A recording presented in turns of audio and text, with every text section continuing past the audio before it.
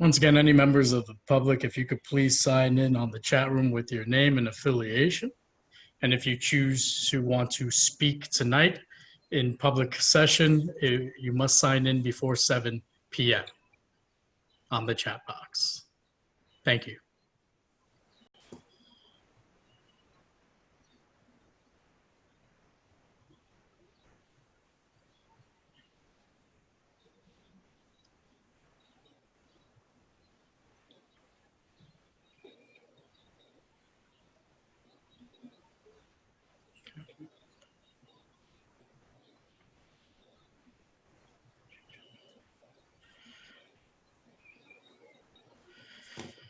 All right, good evening, everyone. My name is Paul Rangel. I'm the chair for the Transportation, Public Safety, and Transportation, and Environment Committee here for CB3. If I could get a chance for the rest of the committee to introduce themselves, starting with the vice chair. Hi, my name is Michelle Cooper-Smith. I'm the vice chair, and I live on the Lower East Side.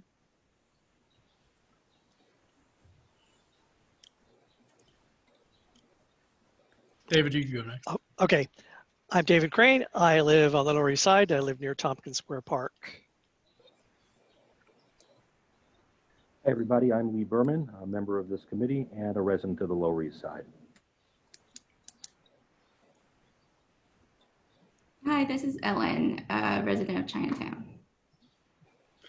Thank you. And before I address the first agenda item, I see that there are new community board members who were recently appointed in May.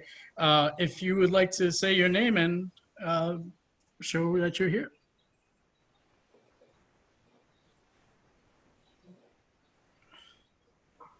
The first person I see is Andrea.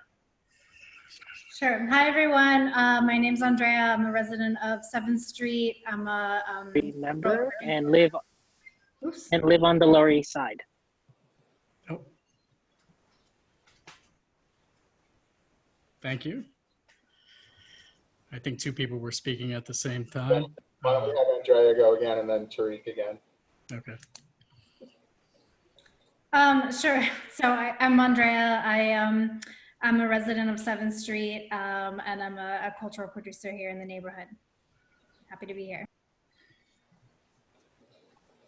Hi, I'm Tariq, resident in the Lower East Side and founder and executive director of Drill Initiative. And I'm also happy to be here. Thank you. I think I see Troy on here. Is Troy on here? Troy Velez, longtime resident of Lower East Side. Happy to be here. And that's it. Thank you. Thank you.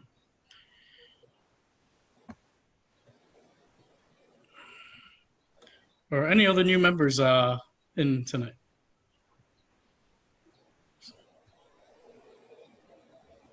I think that's about it.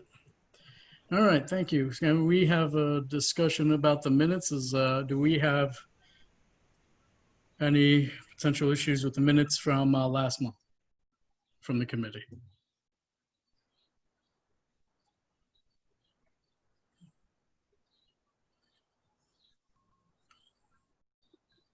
No discussion, no discussion.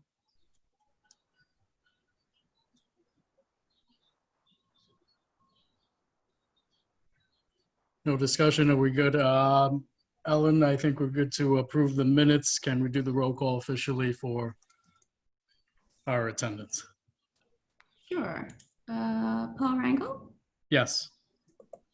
Michelle Cooper-Smith? Yes. Lee Berman? Yes. David Crane? Yes. Felicia Kronshek? Is Felicia here? I don't know. I know she's had some technical issues in the past, but I don't see her on the participant list. She's not logged into the meeting. I did reach out to her about her technical issues, and she said she was going to have one of her kids help her with it. All right. Thank you. Okay. Oh, I know she's absent. Thank you, Ellen. All right. We have two agenda items that we're addressing today. Oh, One I'm is- sorry. I'm sorry. I can't see a hand it, but could I interrupt for just a second? Sure. I didn't realize we have a representative from Sanitation Department to make an announcement. If was not told that he was coming, but I see him here. So possibly you could let him at the beginning. And for some reason, I can't see me or ability to raise hand or anything. Yeah, you do seem cut off based on your camera angle. Yes, I did recognize, is it Jason Chen? Yeah, it would have been nice if I had known. Hello, Jason. Hi, everyone. Hi, Jason. I will give you a few minutes to speak on the issue you choose to speak about. Okay. As on the last few days, the department been sending out the official notice, recently email to all the elected officials in Manhattan Free and as well as the district manager in Manhattan Free in regarding the Department of Sanitation service change due to the COVID and the program cost. So because the migration issues in Manhattan Free here, the service will be increased 4 times to pick up before in the last couple of years. So now since the program be changed and the service cut, so we now really back to 3 times the service per week. So I want to share the screen of my slide so you can have some idea what I'm talking about. Give me a second. Find it.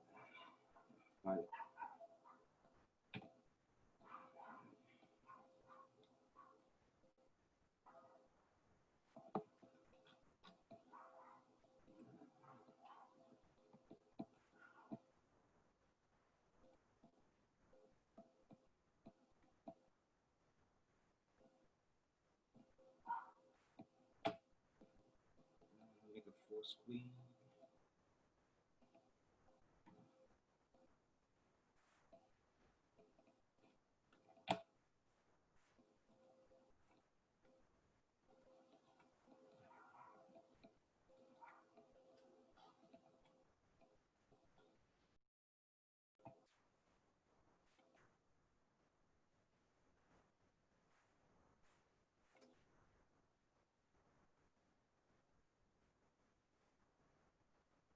Let's see how to share the screen over here. Share the screen. Okay.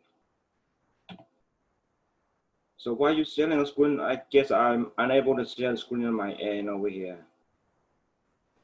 So, Paul or Michelle, if you want him to be able to share what he needs to show you, then Michelle has to stop sharing her screen right now. Okay, hold on.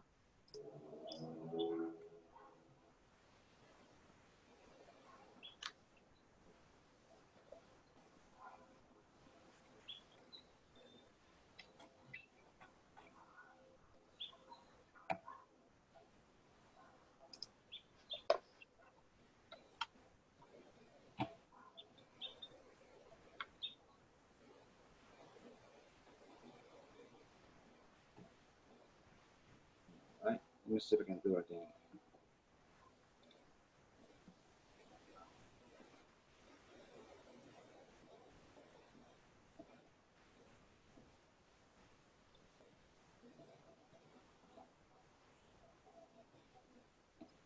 I'm still unable to share the screen on my end. Hold on.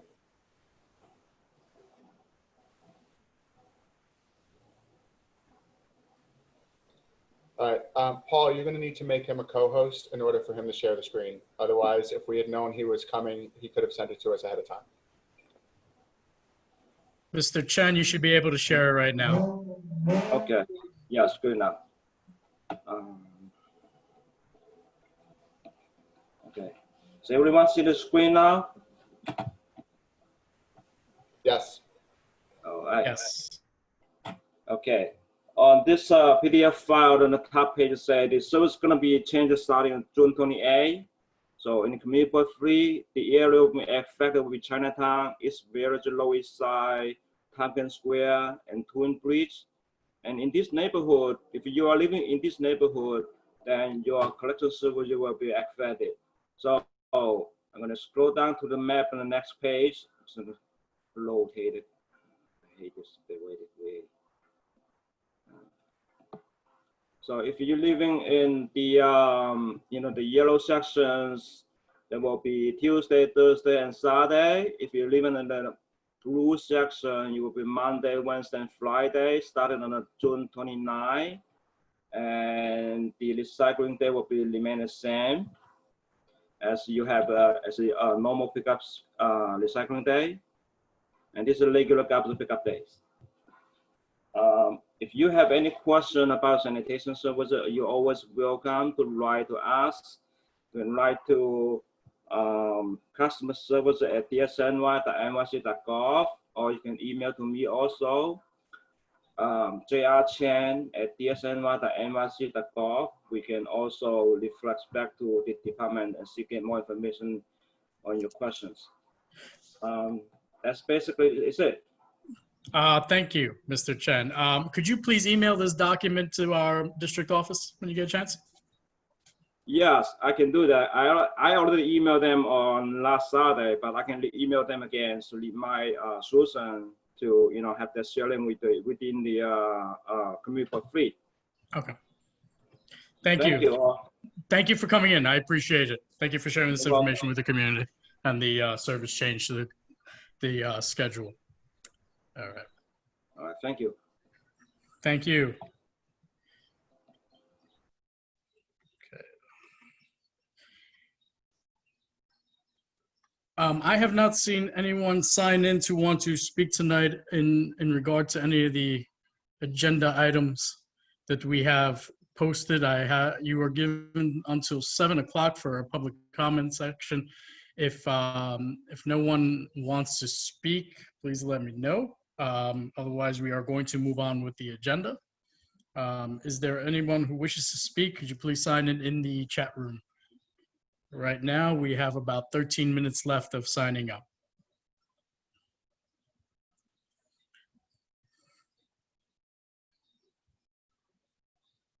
And that's on any of the agenda items and any of the issues that are of concern to the community recently. Paul, do board members need to sign up if they'd like to, if they're not a member of the committee? If a board member wants to speak, they can. They can sign up just to let us know that they want to speak, and then I'll go right to them. Thanks.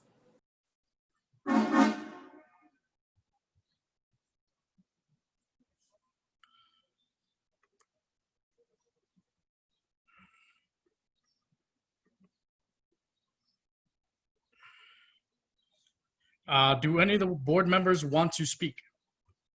Any other board members outside of the committee want to speak on any of the items here tonight?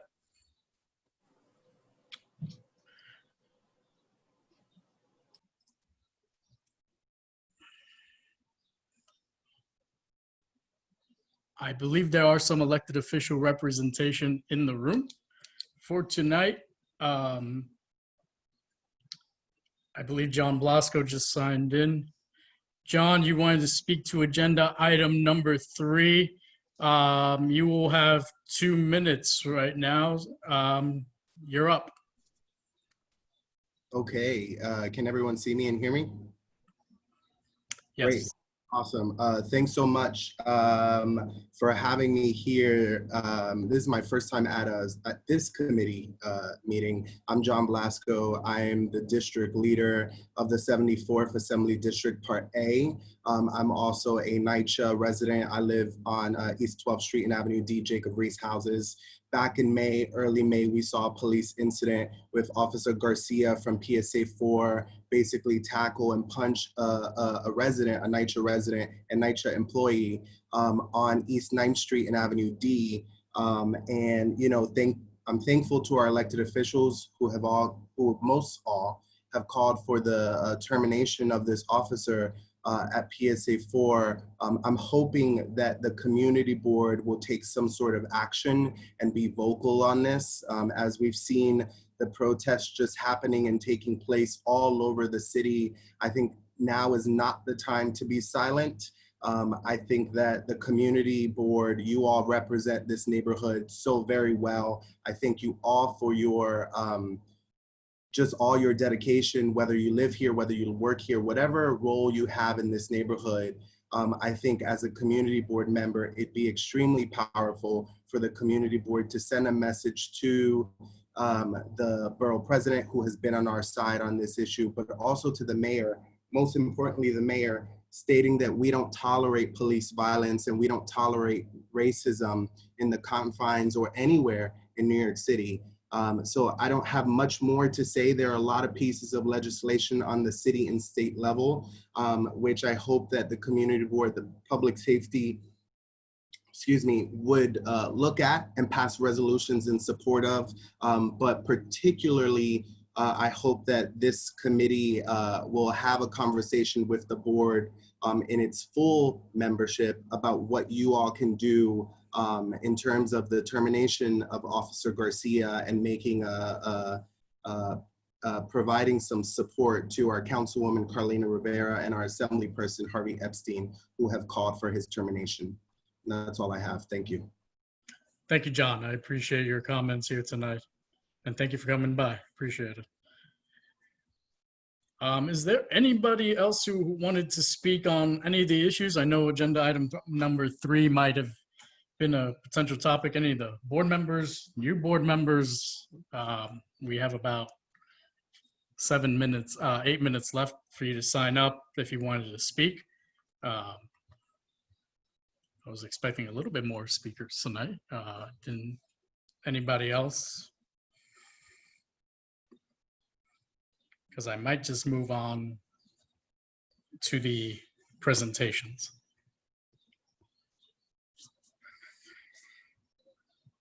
I'll give it another minute or so.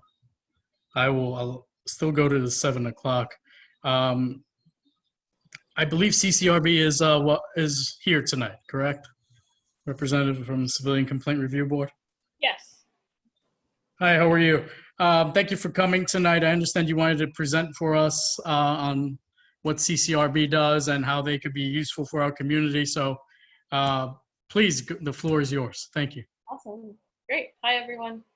I love always coming to Community Board 3. I was telling Susan, I think you all are one of the most active community boards that I've ever attended. And we go to a lot of these community boards throughout the borough. So I really admire the work that you're doing. So a quick overview about the Civilian Complaint Review Board. We're a city agency. We're independent from the NYPD. With that said, our board is composed of civilians, and everybody on staff are civilians.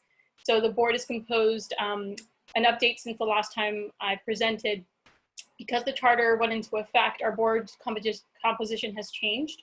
So the 5 mayoral appointees, still appointed by the mayor, 5 appointees by the city council. It used to still have the mayor have the final approval. Now it's just directly from the city council.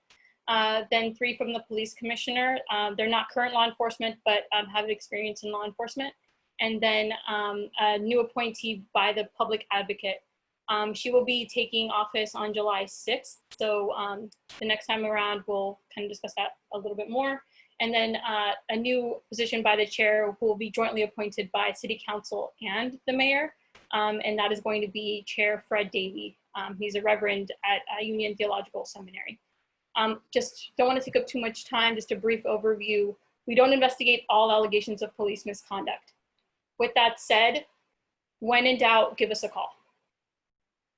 Worst case scenario, we'll refer it to the appropriate party. Maybe it's IAB, maybe it's Office of the Chief of Department, perhaps it's an MTA officer. We'll take care of that, right? The things that do fall under our jurisdiction are members of service, so not peace officers. And especially in the time that we're in right now, we're hearing a lot of allegations about protests. Some of those allegations fall under our jurisdiction. The first is force. So if force is used, full stop, whatever that force is, whether that's a push, a shove, a kick, a use of a baton, pepper spray, even a police officer taking out their weapon and pointing it at a civilian, that's something that we would investigate. We would investigate that to determine if it's excessive or unnecessary given the totality of the circumstances, right? So we're using the law and the patrol guide. That's a big thing to note. The second category is abuse of authority. That's a big one. So that's an improper stop, an improper search, I ask a police officer for their badge number, they cover it up. I ask a police officer for their business card, they don't provide it to me. They improperly search me. It's all some things that we investigate. It also, there was a recent ruling that changed our jurisdiction when it comes to sexual harassment. We were investigating that. We're gonna have to go through a special rules process in order to hopefully incorporate that into our jurisdiction again, but that's something that we're working on. The third out of the 4 categories is discourtesy. So a police officer cursing at me, a police officer using an inappropriate gesture, something we investigate. And last but definitely not least is offensive language. So this is language that inappropriately refers to my race, my ethnicity, my perceived sexual orientation, my religion, my disability status. In the other categories that I mentioned, there could be situations where that force was necessary. With offensive language, there is no situation where that type of language is necessary. So it's something that we really take seriously. So I just wanted to kind of give you a brief overview of that. 2 new items that we've released is a PSA about the process that I've shared with Susan, and I'll reshare at the end via email for those that haven't seen it, to share with the community about our process. And also that we've just released a youth report that has aggregated all of the complaints that we've received from youth 18 and under. And we found that about 65% of youth are youth of color, and they have been stopped and harassed for engaging in what is typically child play. So tomorrow at 4 p.m. we'll be hosting a board meeting ourselves, discussing the findings of the youth report. You're all welcome to join. We have a public session at the end for 2 minutes for each person, where you can share your insights on policing, your experiences with it, recommendations for the agency, and how we can move forward with that. And with that, if you have any questions, I'm here to listen tonight.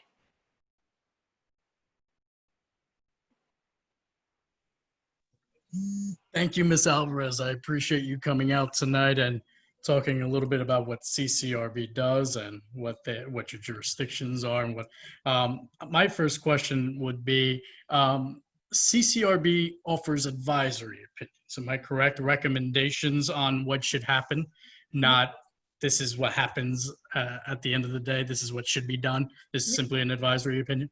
Yeah, and that's not that's not up to us. It's actually state law and codified there. Okay.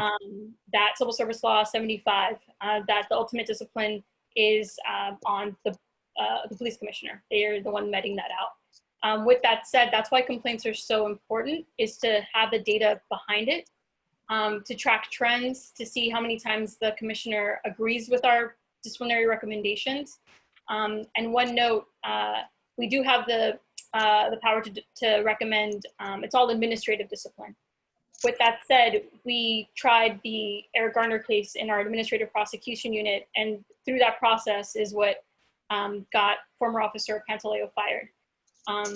With that said, we are a tool in your toolbox.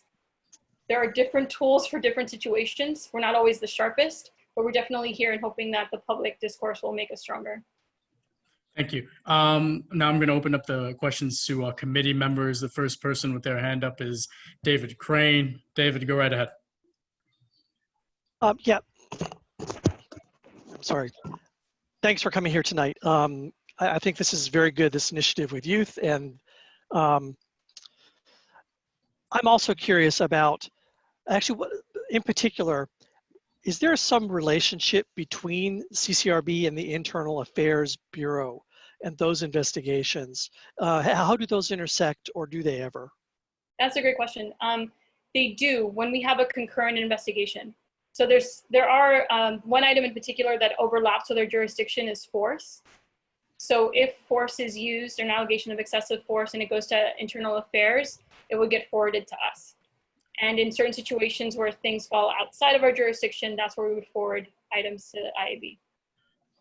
Okay, so I guess another question. I've been reading about a police tribunal that might happen. This is apparently a very serious allegations, and I believe that the police tribunal may decide, this may be this may not be a technical term either, but I believe that police tribunal may decide, for instance, that some officer should be fired, for instance, and that it's up to the commissioner as to whether that goes forward. Is that different than the internal affairs, or is this totally out of your wheelhouse? I can't speak to a tribunal, but there are elements of what you said, David, that do remind me of the administrative prosecution unit. So with the most egregious cases of misconduct, it would go to a specific unit in our agency of attorneys, prosecutors, that re-examine the evidence and take that to trial. They do occur at One Police Plaza, where it's in front of a judge, where that's where the Pantaleo trial took place. And so the most serious discipline recommendation is termination. And so maybe that was... that does sound like it, an administrative law judge within. And so did you say that that is part of a department within your agency, Ccrb, or that's within? It is. Okay, interesting. Yes, that last part, the who brings that trial, who brings it to trial is us. What's interesting is, I know there's been a lot of 50A conversation that might change how, what type of information is shared too about, even though the trials are public, some of that information that takes place in those trials have not been. So we're looking forward to seeing how that will play out in the next couple of days to provide more transparency. Thank you. Okay. Thank you, David. Any other questions from you, David? We're good? Okay, because I'm going to stay with the committee right now. I know Michelle has her hand up. Michelle, you can go. Hi, Ohio. Thanks for coming tonight. I think that the natural next question is the CCRB involved in the incident on Avenue D? I'm not sure if you're allowed to tell us about that, but just from what you said, if for any investigations, of course, that it gets forwarded to you, any information that you have would be, I think, good context for us as we consider our resolution tonight. Thank you. Yeah, I can't make a comment on that case because it is an open investigation. I can say that there are cases that are happening simultaneously. When we're talking about like kind of the different buckets, this is an administrative process. Some of the allegations against the officer can be criminal, can be a whole other system within the NYPD. But right now, I'm going to double check if I can confirm or deny that. But that doesn't answer your question, but that's the best. I figured. It's okay. Thank you. All right. Thank you, Michelle. I just have a question. Do the CCRB generally see that district attorney's offices from different boroughs, whether it's Manhattan, Brooklyn, Bronx, Queens, Staten Island, choose how they deal with potentially arresting police officers differently? I've noticed that Manhattan DA's office decided to defer prosecution currently on the Avenue D case, but made an arrest in Brooklyn. Is that generally, is there no set of guidelines that you know from the district attorney's office that you could speak on, or am I swinging for the fences right now? It's out of the ballpark. That is a really great question and something that we can only speak based off of the data that we receive. And when it comes to arrests and pattern and practice with certain district attorneys, that's kind of outside of our wheelhouse. Again, we're hoping with some of the bills that are coming out, a little bit more transparency. There might be more collaboration with data and findings with different agencies to kind of speak to your point. But what I can say is that we can kind of comment on trends in certain boroughs when it comes to allegations of police misconduct, the frequency of complaints, the types of complaints, and which precincts are impacted in that way. Thank you. I noticed that two other board members had their hands up. I don't see any other hands up from the committee. Troy Velez had his hand up for a little while. Troy, do you want to ask a question? I had 3 questions. I believe you, Michelle, and someone else took my questions, so they were all answered. Thank you. Thank you, Troy. Sorry about that. Put you on the back burner for a second. That's fine. Tati, I believe you had a question as well. Yeah, hi everyone. Thank you. So yeah, my question is with now that more people can make a complaint with the CCRB, are there any trainings that the CCRB can do for community members or groups on how to file an investigation? What this process is like, and are there any already existing upcoming trainings that we can tell others about if there is one? Tati, that's a fantastic question. So I'm the Director of Outreach and Intergovernmental Affairs. The outreach part is where our passion lies. So yeah, we go to community boards, but like we've tried to be out in the public pre-COVID where people are, where folks are. So if that used to be a basketball court, a soccer field, like we would give presentations like Shakira, wherever, whenever. So if you want to connect me with organizations that have pre-established virtual meetings happening, I'll be happy to do that. But also, we can also host our own meetings and have folks come in and tune in and do that. Like that is our #1 goal, is to have people know what they can do if they've experienced misconduct. I gave like a 5-minute spiel. I go in a longer presentation, we go into what the investigative process is like. So I know that you'll be talking about this incident.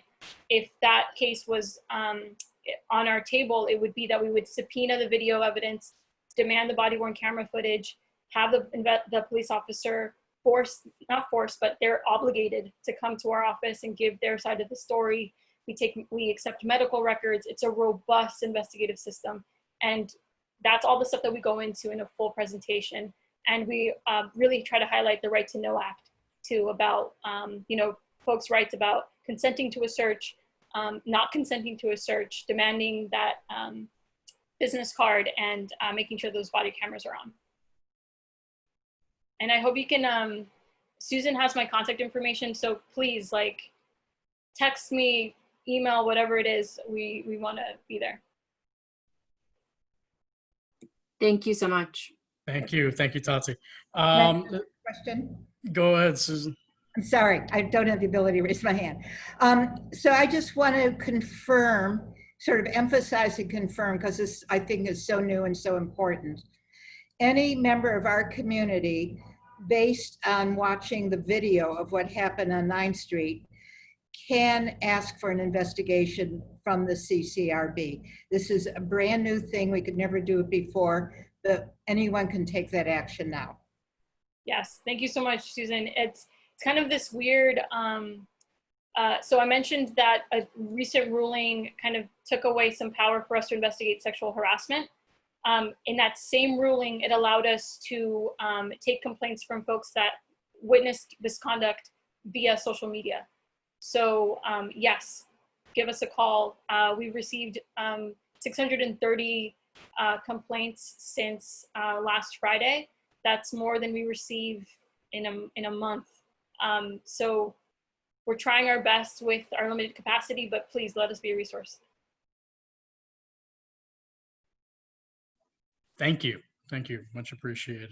If the committee has any other questions for Ms. Alvarez. If not, then that's about it. Go ahead, Dave. One follow-up. So anyone can do it based on social media, and presumably they could do it based on, let's say, cell phone evidence that they just collected. Absolutely. Yeah, the more evidence, the absolute better. Yeah. Okay, but anyway, a bystander can initiate a proceeding. And that initiation, how to initiate that is, I'll send the flyer on our website. You can file the complaint online that way.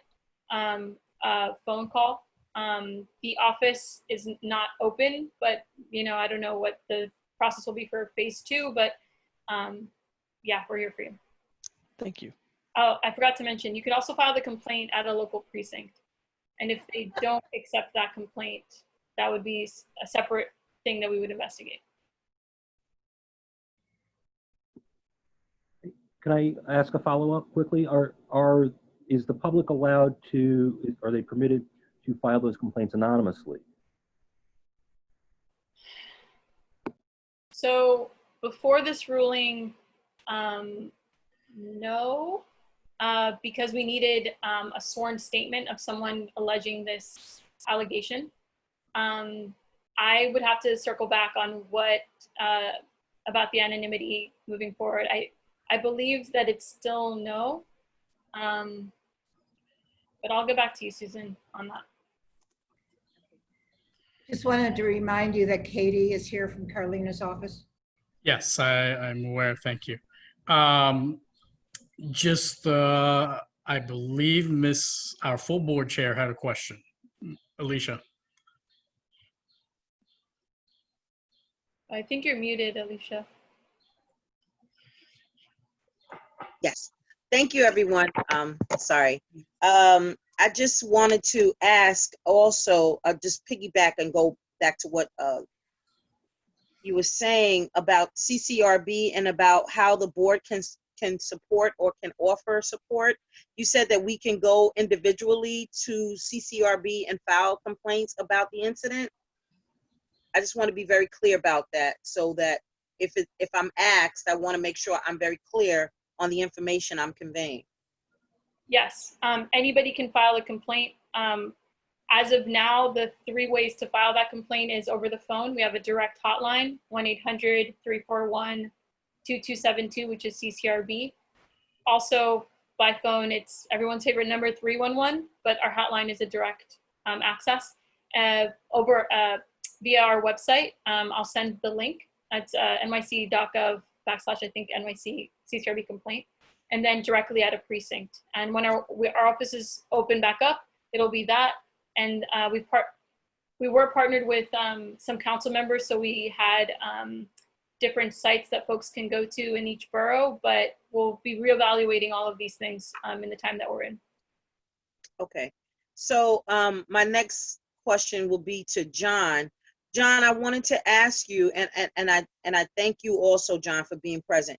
But I wanted to ask you, in what way are you thinking that the community board could be of help and support, besides, making a resolution, or what else? Because I'm hearing that we could all convey this information about the CCRB and about filing the complaint. So if that's the case, what else would you be looking for from the community board at this time?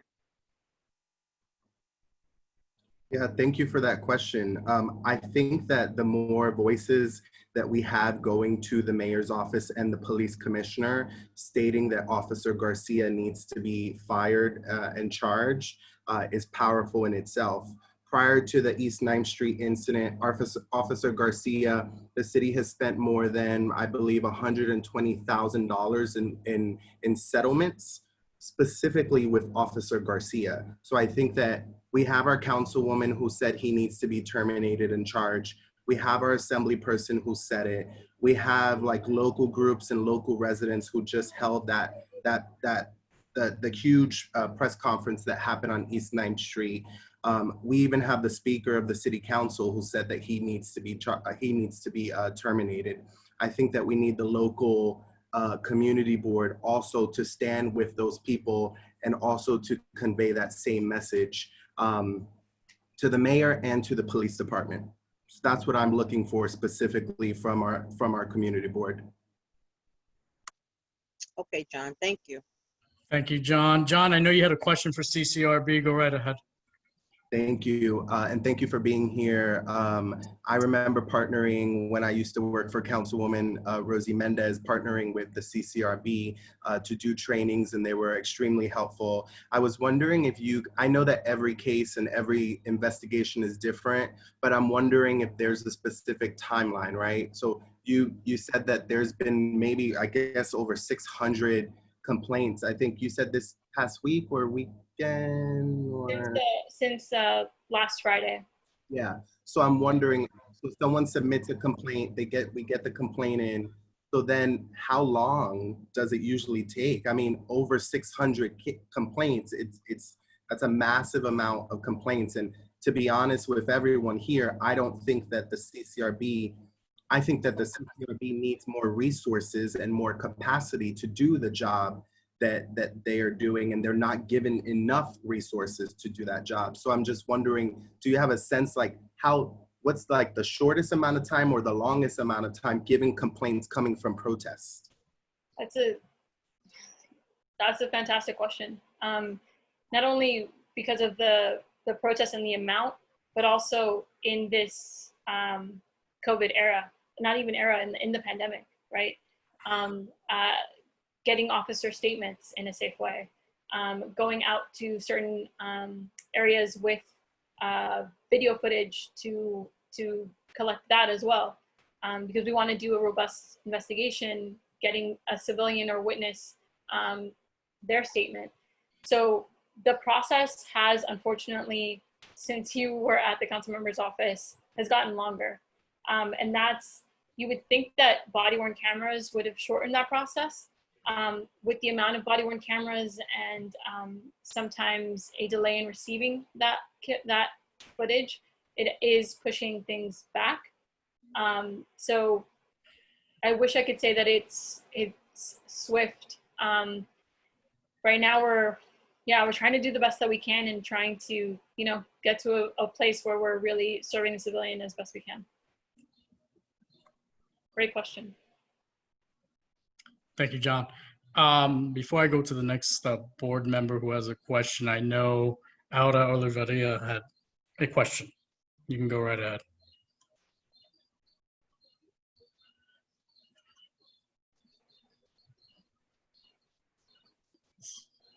Oh, there. Can you hear me now? Yes. Sorry if I Okay. botched up your last name. My apologies. No, it's fine. It's Aura Olivaria. Thank you. So I know that the commissioner is like saying that covering badge numbers is a sign of mourning for officers. I, don't really know how much I believe that. I am just wondering that when people want to report an officer, if they can't see the badge number, how difficult or how are you able to identify who the officer is? Is there like some sort of facial recognition, I don't know, technique that you guys are using, or is it harder to identify an officer without the badge number to provide with the complaint? That's a great question. And I've been streaming some state and assembly hearings today about trying to codify that, what you just said, that allegation of potentially covering up the shield number. For us, if I ask a police officer, what's your badge number? What's your name? That in and of itself is an allegation. What I tell folks is, I want both people to leave the situation safely. So get as much information as possible and file the complaint. What we have been really good at is identifying the police officer, because what we do is demand roll call. If we know the location, we'll know the precinct. We'll have a photo array of officers and trying to get a positive ID from that civilian for that. And since 2018, with the Right to Know Act, it became law. So police officers must provide business cards when requested. And in most situations, not all, they're supposed to proactively give them the civilian the business card at the conclusion of that interaction. So if they're not doing that, if I'm asking and they're not giving it to me, we'll take it from there. But is it Aura or Aurora? Aura? Sorry, I messed up your name, but Aura. Sorry, it's okay. It's Aura. Aura. Oh, that's my name of my cousin, Aura. So the thing that you brought up, which I think the agency is kind of juggling right now, is identifying officers in the midst of a protest where the precincts might get a little muddled. But that's why the video evidence is very important. And again, testimony from civilians. Great question. Thank you, Ms. Alvarez. Before I go to your next question, before the final question for you, if you can put your information into the chat box for people to reach you at, and any resources that would be helpful into the chat box. As you're doing that, I'm going to ask for the final question of this session from Tati, the board member Tati. Go ahead. Hi again, thank you. So I guess my question that I have is now that there's so many videos of police misconduct circulating, and as the restrictions are also loosening on who can make a complaint, I'm sure there's multiple complaints on one incident. And I'm wondering if this has any benefit if there are multiple complaints, if it's reported that there are multiple complaints on one incident, or if it's just like the duplicates are kind of erased. That's Thank a you. brilliant question. So we have, it's a robust system of that. So a council member reached out asking what the number was. And when I reached out to the policy team, they were able to sift through, because once everything is documented, they were able to know which ones are duplicates. So there is a system in place to sort that out. With that said, a duplicate complaint, it's no problem for us because that could be an additional witness to that allegation of misconduct. So I know Intake is going to hate me and like, you know, come, that's what we're here for. These are your taxpayer dollars. So we don't want to deter anybody from filing a complaint.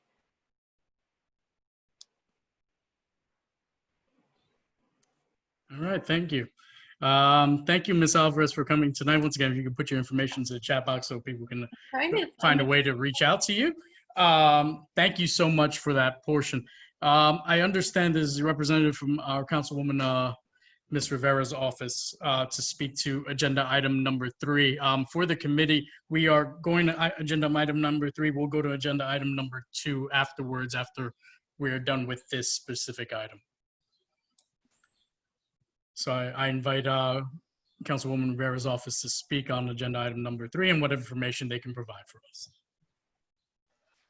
Point of order, what is 3? I don't have the handy.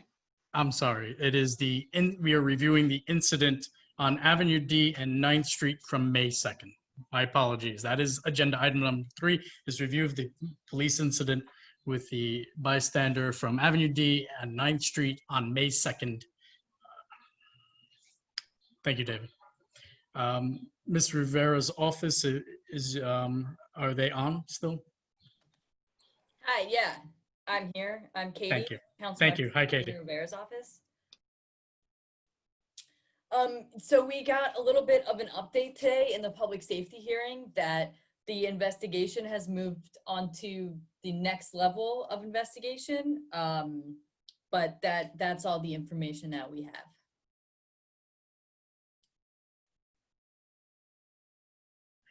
Committee, any questions? David. So could you just say a few words about what those 2 levels are and next level of investigation? All these processes are kind of mysterious to us, and I'm curious. Yeah, they are not just mysterious to you, they are mysterious to everyone, including us, honestly. You know, being like a public hearing is the only way that we got any information at all. And the councilwoman has put in a lot of bills around accountability and transparency, and is supporting her colleagues who have bills around, you know, like discipline matrices and sort of standard disciplinary procedures. But from what I can tell, it means that the investigation at like the base level has moved forward, so it hasn't been found unfounded. It's gone to the next level for more investigation, perhaps the disciplinary process. But again, they leave that purposefully opaque, and so unfortunately, I can't provide you with those details.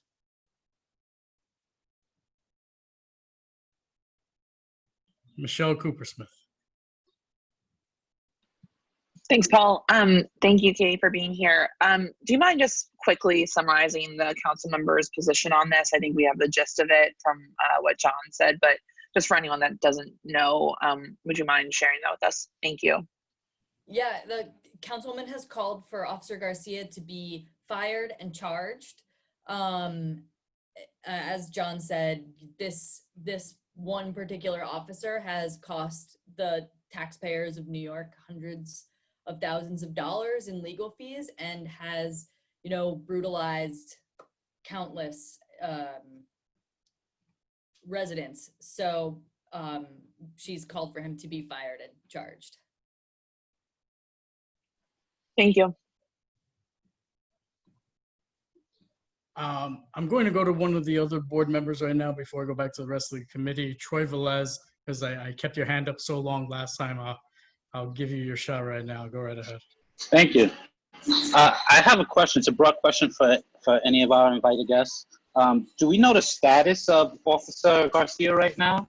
Is he on test duty, suspended, or back at work?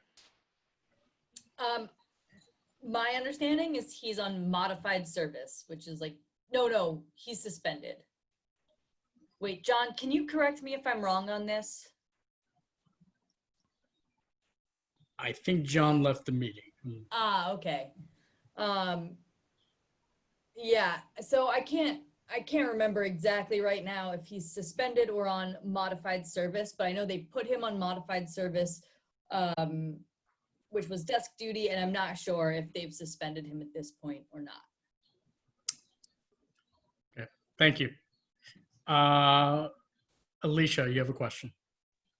Yeah, actually it's a comment. I believe that Alex, the chair of SLA, she made a statement around Officer Garcia that we wanted to find out, was he a part of a team that got charged with those charges, or was he acting by himself?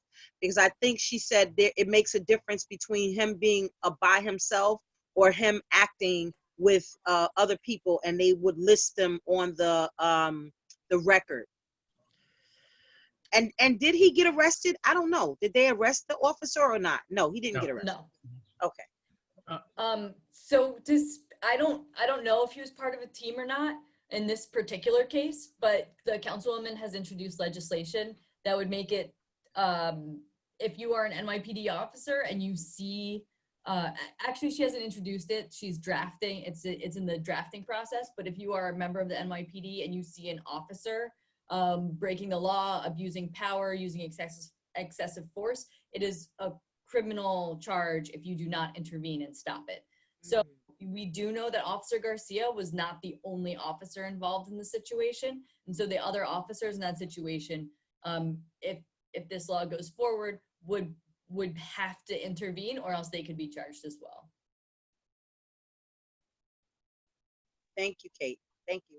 Alicia, I just want to point out that a lot of those records and the settlements from the city were not privy to the public's eyes either, so we couldn't tell what the facts of those cases were and whether or not it was, to Alex's point from that executive committee meeting, where it was mentioned that that officer could have been part of another case where there was multiple officers or he was by himself. It was hard to distinguish in a lot of those lawsuits. So just because the public doesn't have access to those facts. Okay. Thank you. David Crane. Thought it would be helpful to, because I've been reading up about this, so I understand what happened, but I'm not sure that it's clear exactly what we're talking about now. There was the initial arrest, which involved a few officers, and that was of 2 individuals. And then there was the incident that happened where this Officer Garcia approached a bystander, is what it appeared to have been, at least to my eyes, and ended up sitting on this guy while he was being arrested. Is that second part, is that the subject of this investigation, or is it somehow all of it? Does that make sense? Yes. Unfortunately, I don't have the answer to that. I would assume that they would look at the context of it, but I do know that it was the use of excessive force that instigated it.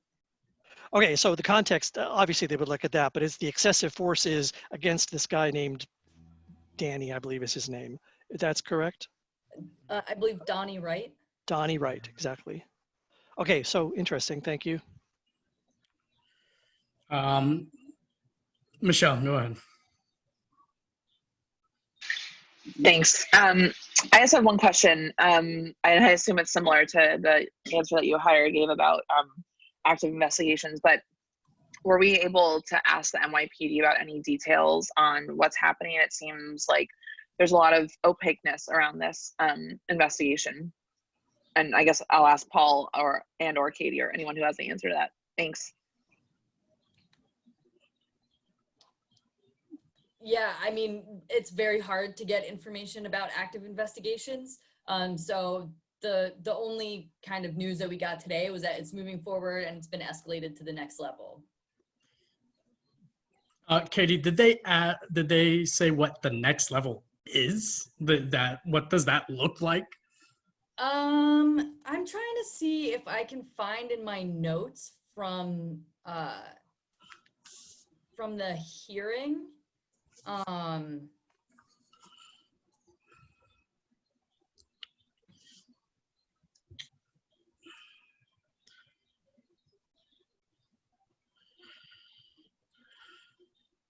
It's called the Department Advocate, and they draw up charges and then make recommendations. Okay. That's kind of clear, not clear. My question is for Susan. Susan, for point of clarification, NYPD was invited tonight, correct? Is Susan still available?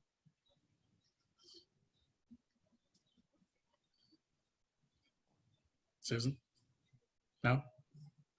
She's Oh, muted. she's coming back. She's coming back. I see her. I'm sorry, I was away. Did you need me? Yeah, I had a question for you. Just wanted a point of clarification. The NYPD was indeed invited for tonight, correct? They were not. Oh. I got to give you a little bit of background. Thank you, please. Today, they were not allowed on Zoom meetings, and no, I did not invite them. Okay, so but there was a previous that they're not allowed on Zoom. Okay. Well, besides that, they would never be allowed to come to the meeting. All right, thank you. Mei Lee has a question.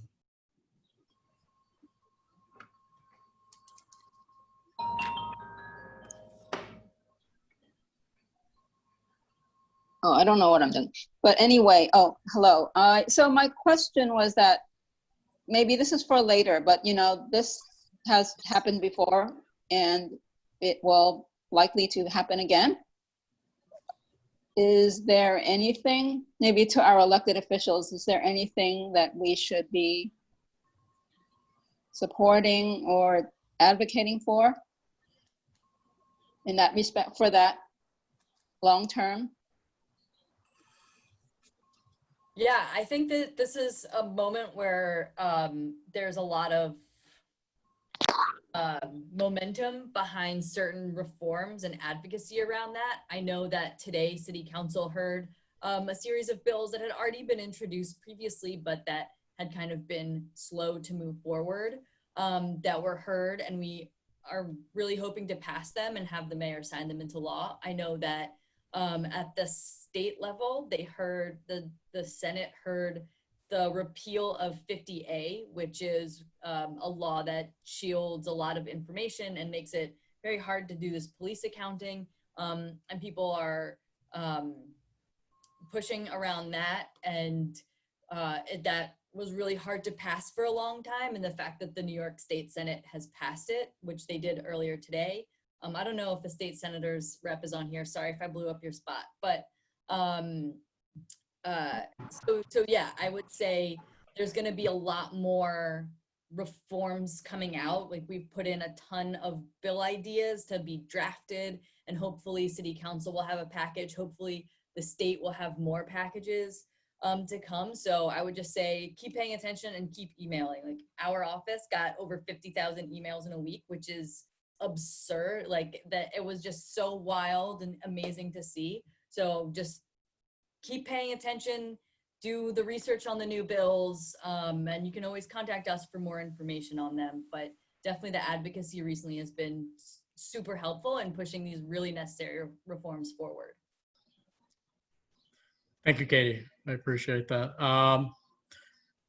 In the interest of time, I kind of want to start putting this item for discussion amongst the committee. That way we could let our electeds move on for a second. I think it's time to start discussion on this item from the committee. How do we feel about that? We have some information from CCRB and from Councilwoman's office. I don't think there's anybody else here that can speak any more to the incident. I did send some information over the weekend with links, articles about the incident from May 2nd. Are there questions, comments? And this is just for the committee. Let's start debating this. Let's start talking about it before we think about anything else. Go ahead, David. I definitely think that we should be passing a resolution calling for very strong action against this Officer Garcia. And then to the point that that May was making, I think that we need to have a future agenda item to talk about this. I do not think that the reform of 50A at the state level is sufficient. There's definitely gonna have to be follow through with the NYPD so that these secret personnel records can see the light of day. I don't think it's an automatic thing. I would encourage people to Google for BuzzFeed. Oh my gosh. Now the word has escaped me. Oh my gosh. Probation. BuzzFeed. Probation files. 2 years ago, there were a lot of these types of records that got released or leaked to BuzzFeed, and they wrote up a few exposés using them. And this is the type of information that's kind of eye-popping, that if that information can become sort of public, even if it's just an outline of what's going on, it could change the whole dynamic, which is pretty toxic. Anyway, but we do want to come back to focus on the incident that happened on May 2nd, and I do think that we will pass a resolution here tonight. Thank you, David. Rest of the committee members have any other questions concerning this topic before we potentially bring into discussion a resolution for tonight? Go ahead, Michelle. Thanks. I just noticed that there were other elected officials on. I'm not sure if or representatives on. I'm not sure if they wanted to speak to this agenda item just before we go into resolution mode. Thanks for catching that, Michelle. I believe Senator Hoylman's office is here. I don't know if they wanted to say anything. I'm pretty much here to listen. The only thing I wanted to say, Katie already said, which is we passed in the state Senate the repeal of 50A. I think that was the biggest thing I had to add to this conversation. Thank you. Thank you, Caroline. I appreciate that. Thank you for having us. Understand they just stole your thunder, but it's okay. Auda, my question is for you as the representative of Assembly Member Epstein. Is that repeal still in the Assembly as we speak? We know past the Senate. Is it still in the Assembly? Yeah, it is. We still need to vote on it. That's the last that I heard. I can check in with Harvey again because when I left, he was still in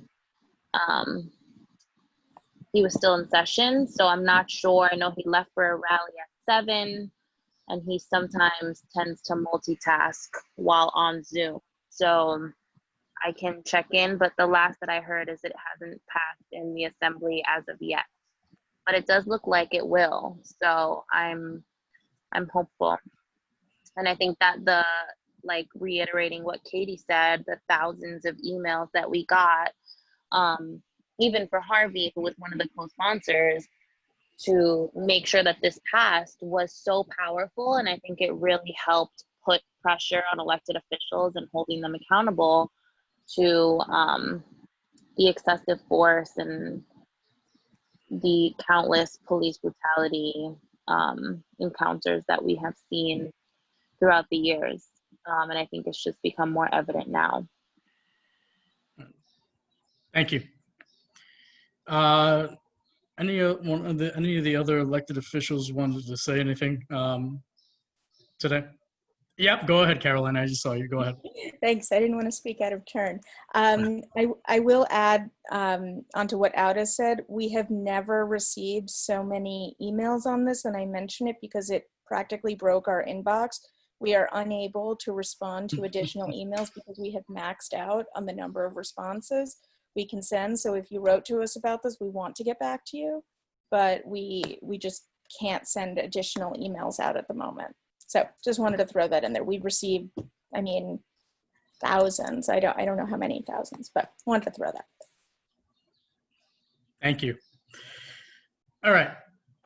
Do any of the other elected office representation would like to speak? If not, I think we can think about potentially looking at a resolution tonight. Does anybody want to put that motion to the floor? I'll make a motion for resolution. Well, we need to see it. I would love to. Ellen, no, can David, you, sorry. Sorry.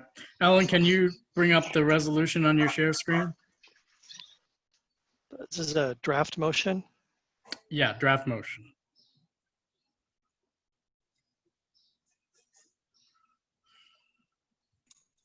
Do you see it? Yes, I like it so far. The whereas is I just skimmed them. It's leading toward what I think we need to do.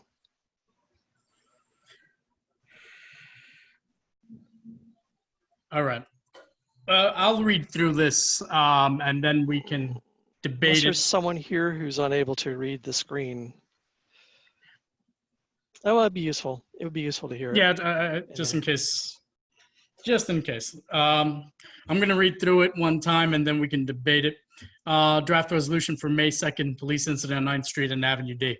Whereas on May 2nd, 2020, in front of a deli on 9th Street and Avenue D, NYPD officer Francisco Garcia and two partners searched and arrested a man and woman on weapons and marijuana charges in what began as an instance of supposed social distancing enforcement. And whereas during this arrest, an incident was captured on video in which a black bystander named Donnie Wright, who was observing the search and arrest, was approached by Officer Garcia with a taser, who then proceeded to slap, punch, and sit on the neck of Mr. Wright as another officer handcuffed him. And whereas Officer Garcia was then placed on modified assignment, and Internal Affairs at NYPD has since investigated the incident and recommended misconduct charges, but no information has been made available regarding the timeline or process for bringing charges. And whereas detailed information about past disciplinary actions involving Officer Garcia and his partners are also largely unknown because of non-disclosure settlements. And whereas it has, sorry, you started moving and I lost my place. Whereas it has been reported in the media that Officer Garcia has been named in at least 7 previous lawsuits settled by the city for a sum of $210,000 as a result of previous misconduct incidents. And whereas we have observed the lack of social distancing enforcement in CB3 as close as 2 and 3 blocks away, particularly outside of restaurants and bars, where residents have complained that lack of social distancing and illegal drinking from open containers is causing a public health hazard. And whereas it is our observation that social distancing enforcement appears to be deployed in a discriminatory manner as a part of a larger pattern of unequal policing, where people of color are being subjected to social distancing investigations and enforcement, while affluent white residents living in areas of higher income are allowed to violate social distancing open container laws with little to no intervention by NYPD. And whereas based on the video evidence supporting information about the May 2nd incident on Avenue D and 9th Street, as well as our own observations of patterns of enforcement in Community District 3, we believe that social distancing enforcement is being used as justification to expand the unconstitutional and racially discriminatory stop and frisk method of detaining and searching civilians for contraband. And whereas this citywide pattern is further evidenced by information from the Brooklyn District Attorney's Office that showed of the 40 social distancing violations arrests made between March 17th and May 4th, 35 of those arrests were Black, 4 were Hispanic, and just 1 was white. Therefore, be it resolved, the officers in the May 2nd police incident must be held fully accountable for the discriminatory search conducted under the guise of social distancing social distancing enforcement and the excessive use of force and the arrest of black bystanders that followed and be terminated from their positions. And therefore, be it further resolved, social distancing enforcement must be conducted in a uniform and non-discriminatory fashion and should be transitioned to another more accountable city agency who can execute this important public health mandate in a more reasonable and equitable manner. David, you have your hand. You're on mute.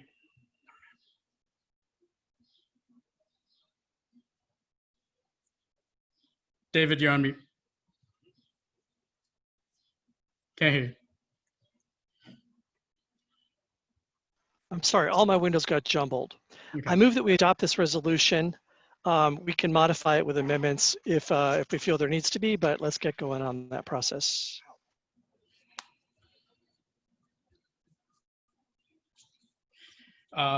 Just a quick note, I believe this was just posted in the chat. Garcia was reportedly stripped of his badge and gun pending an internal investigation, but he has not yet been suspended. He is still getting paid.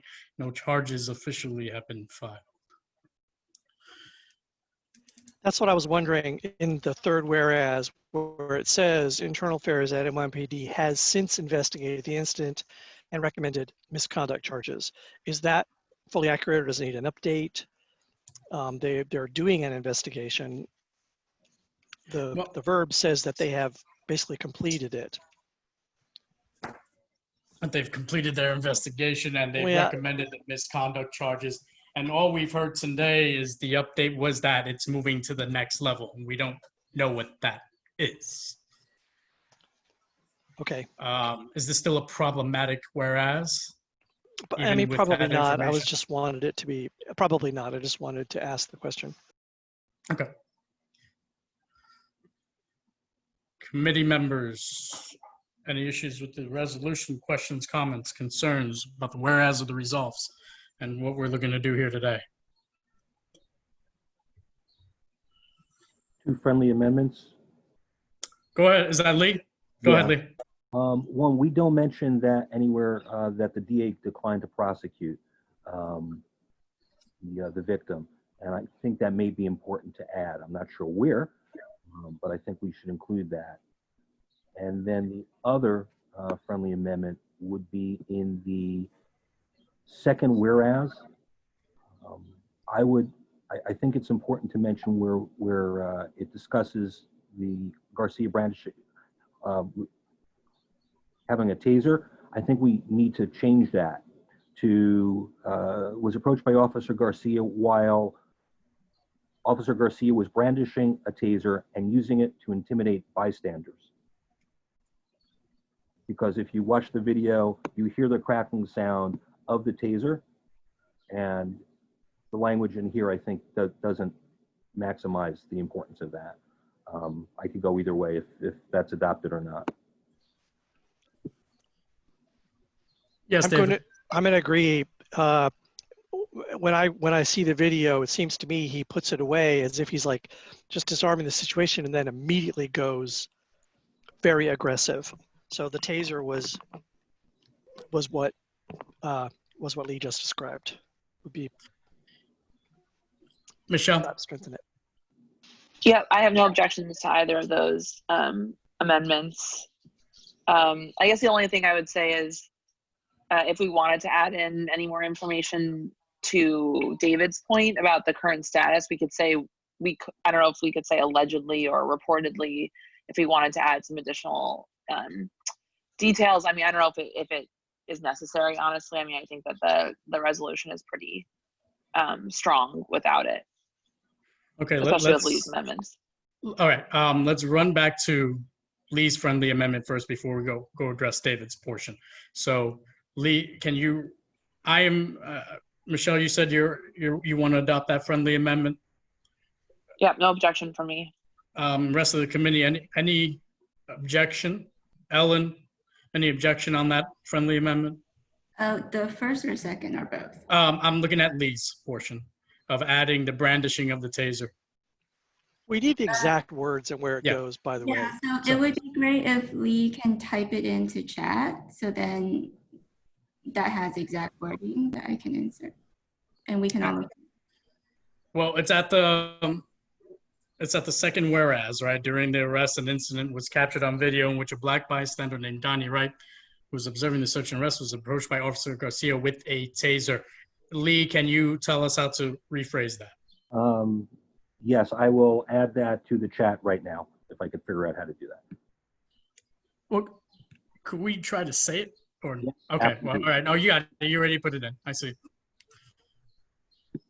Was approached by Officer Garcia while Officer Garcia was brandishing a taser and using it to intimidate bystanders, comma, and then it just continues.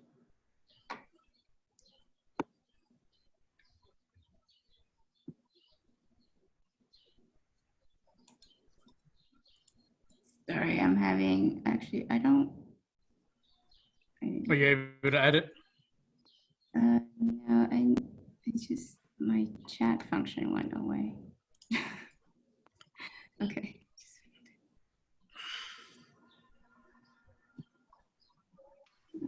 I've got Ellen's screen now. I clicked on it and I've got it right in front of me. I think all committee members ought to do that.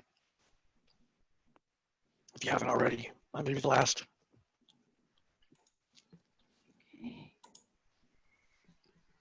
So was approached by Officer Garcia while brandishing a taser? Yes.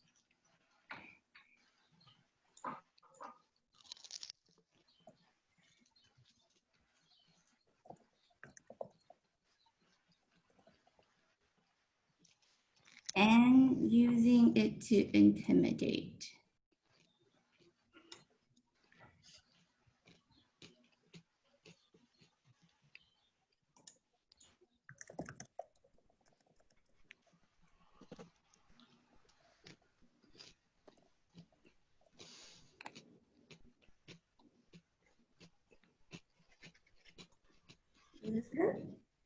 Yeah, could you change intimate into intimidate? Oh, sorry. It's okay. Makes it sound nice, but not that nice.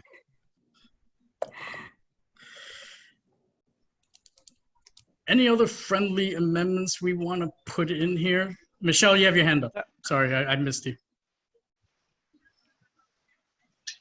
Sorry, I just forgot to lower myself. Me. David, go ahead. Okay. Officer Garcia, while he was brandishing a taser.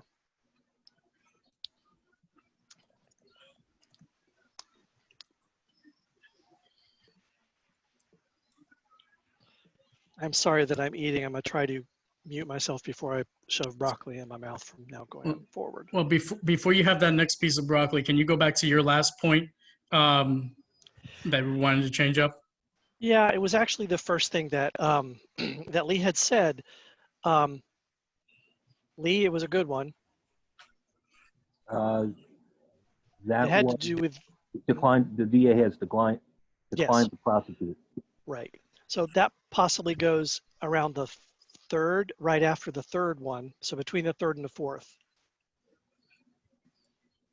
It would be a good, or maybe after the fourth, because about task, and then he's been at least 3. Either after the third one, whereas Officer Garcia, or the fourth one, whereas detailed information would be a good place to put this. Whereas the Manhattan DA's office has declined to, and I'm unclear on what they've declined to prosecute at this time. Lee, you'll have the words for that. Lee, I believe they declined to prosecute Donnie Wright on any of the charges, right? They Correct. dropped the charges? I believe so.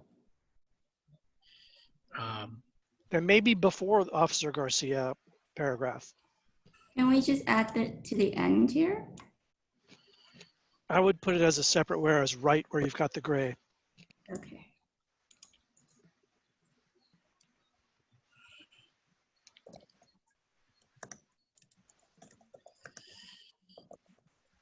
Or Whereas the Manhattan DA has declined to, is the verb prosecute? Has declined to prosecute Donnie Wright. Donnie Wright for the trumped up charges, whatever the word would be. Lee? Don, spelled correctly? DONNI. I would not For any characterize- charges related, no, I wouldn't either. For any charges related to the arrest? For any charges related to the arrest. That sounds right. Does that sound right? Okay. Yeah. Okay. All right. So anything else we see on here? I see. It does feel like two resolutions here, because then we back up and we talk about some speculation or some interpretation about what happened preceding when that video started that we've all seen. You know, and that they're using social distancing enforcement as a stop and frisk thing. I am certain that this is happening. It feels like a separate resolution is my comment. I think if we add more to that, then yes, it will be. But I think as it stands now, it still has the focus. So I have one comment on this whereas. So I don't think, and specifically while affluent white residents, I would like the word affluent taken off because I don't really think it's just white affluent residents. I think it's true too.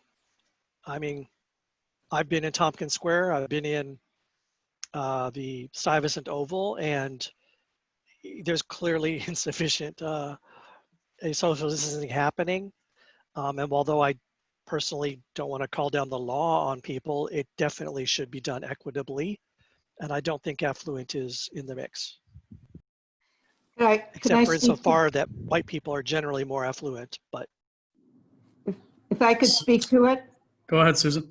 I don't care if you take that out, but I would like to give the background of all of that because there have been a tremendous amount of complaints around Avenue A, Avenue B, St. Mark's, about lack of social distancing in front of bars where you feel like 50 and 60 people.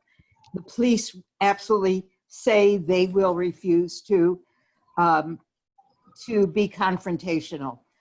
So that's where it came from. It was absolutely, it wasn't comparing people in the park. It was comparing people.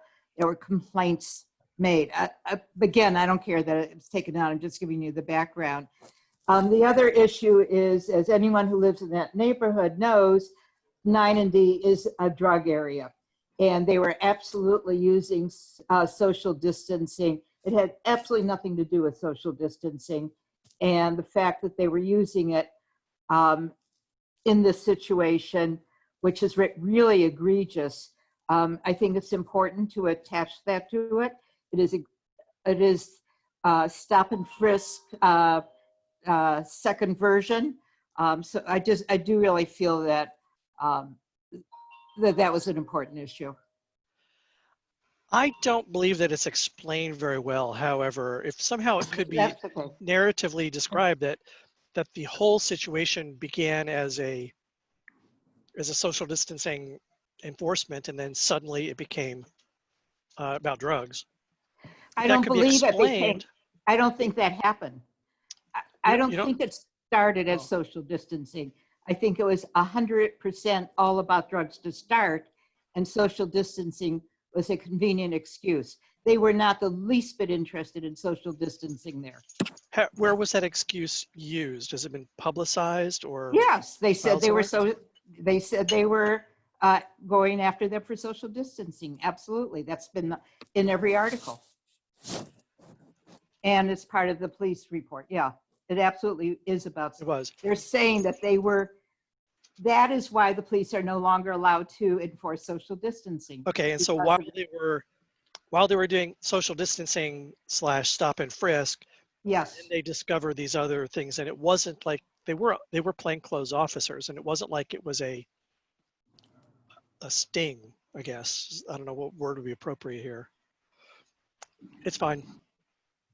I mean, if you want to explain it better, fine. But it was 100% about using social distancing for something they should not have been using it for. It wasn't that one thing started and then they found drugs.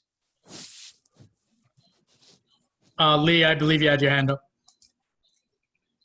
Yeah, I just wanted to echo Ellen and David's comments about removing. I also agree that we should remove the word affluent there. I agree too. Michelle, you good with that? You just give me a thumbs up. Thank you. That's fine. Yep. Yeah, just Ellen, you remove affluent.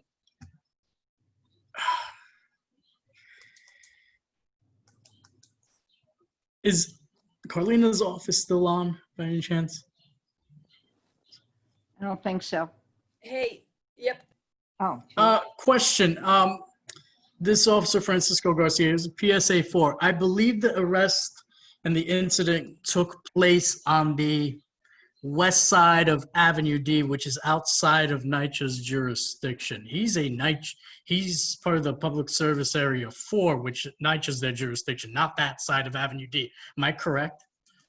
I don't know the exact corner. I can look it up to see if I have it in my notes. I can interject if you want. Would that be the 9th precinct's jurisdiction? Okay, go ahead. Who was interjecting? I'm sorry. I didn't. Sorry, I don't know if I'm trying to unmute myself. Go ahead, you're good.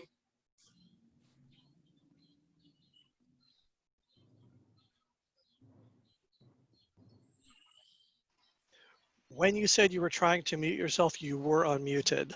Yeah. But go. Is that Auda who's trying to talk?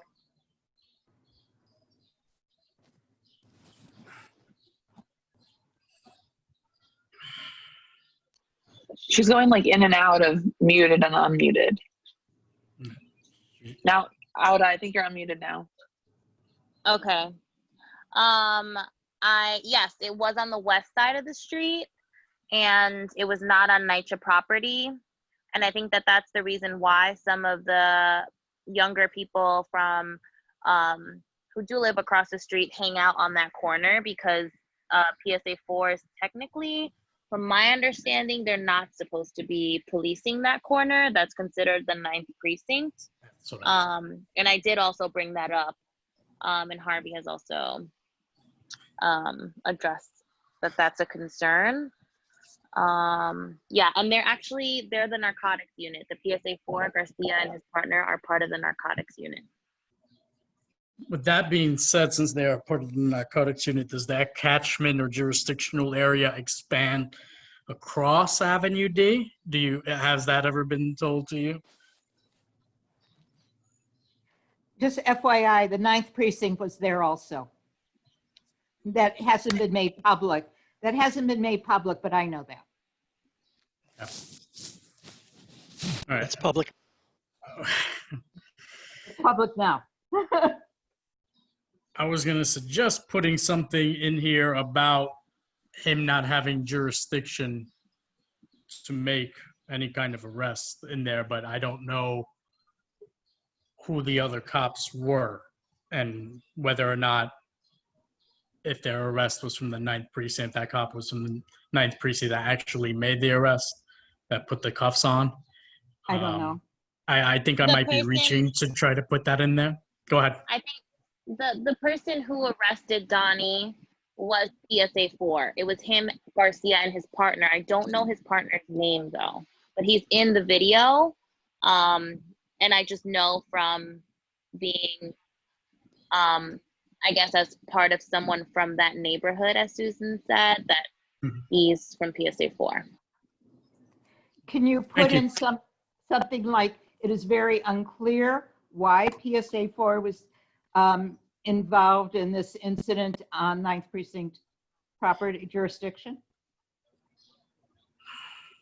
I don't think, I mean, there seems to be a lot of technicalities around that, and I'm not sure if this takes away the focus of this particular item, just because, you know, that's really not what we're talking about, right? These technicalities, and we're not sort of judge and jury of these technicalities.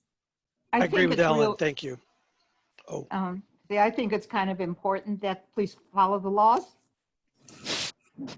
And it isn't their area.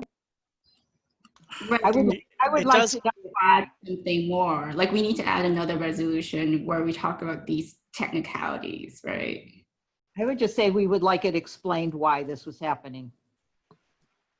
Again, we'll find out regardless whether you put it in the resolution or not, but I think it's an issue to find out why this happened.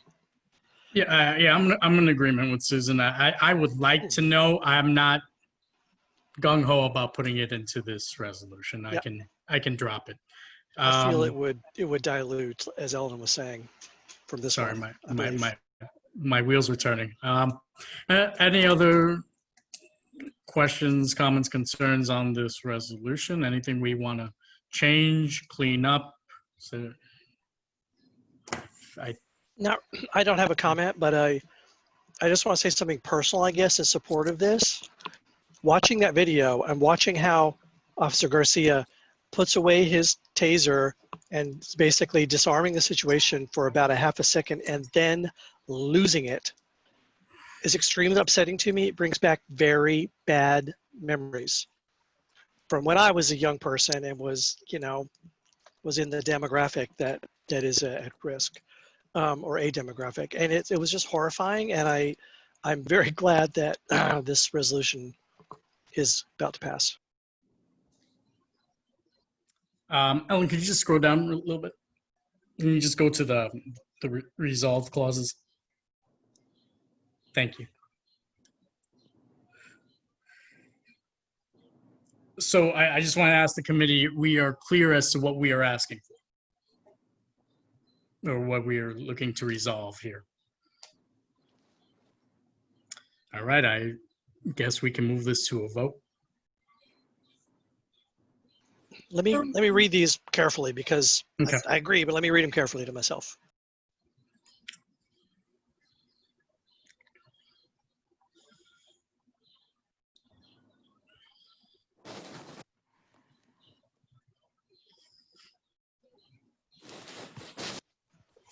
I like them. My only question, since I'm an old white person, is that saying black bystander with a capital B is the correct thing to do? Not being current? I don't know. I copied it from someplace because I always have that question. Do we want to change it to African American throughout the entire resolution, because we're going to have to keep it consistent? I'm not suggesting that. I'm looking for someone else with expertise on that advice. I don't know that I offer expertise, but I'd like to say that when you're identifying a people, then yes, it's a capital letter. And the word black as opposed to African American. I would say African American and not black, because black is a color. It's not a person. And there's Black Lives Matter. I'm just playing with words. I get it. I just want to, like I just heard what Paul said, we need to have consistency. So if we're going to say African American, then say African American. If you're going to say black, then say black. You will get corrected if you're wrong. Well, it is consistent. It's, you want to consistently change it. So I'm going to make a friendly amendment to change black to African American throughout the resolution. Thank you. Does anybody disagree with that?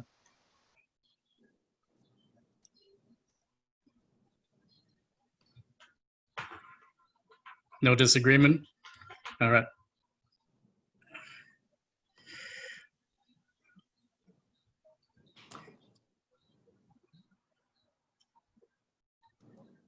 I believe it's, thank you, Auda, for the update. We understand the Assembly's passed the repeal 50A and it's on its way to the governor.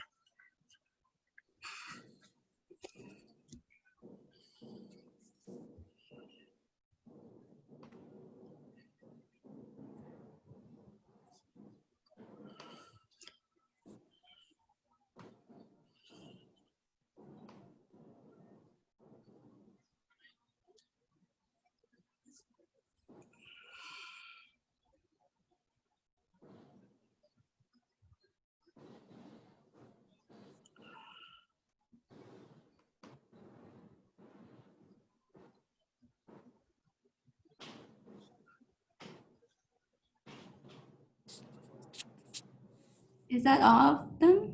I think that's all of them. Just put N African American instead of A in front of the vowel. Other than that, I would like to move this to a vote. Do we have a motion to move this to a vote? You don't need that motion. I don't need that There motion. there is no such motion. Thank you. Someone could move to call the question, but you may bring it to a vote at any time that discussion seems to have wound down. Thank you, David. I'd like to vote on this. I'm ready. So everybody, is the rest of the committee ready to vote? Let's do it. All right, Ellen, go ahead. Line us up. Okay. Paul Rangel, Yes. Michelle Cuppersmith, Yes. Lee Berman, Present, not voting, employed by NYPD. David Crane, Yes. Felicia Krushak.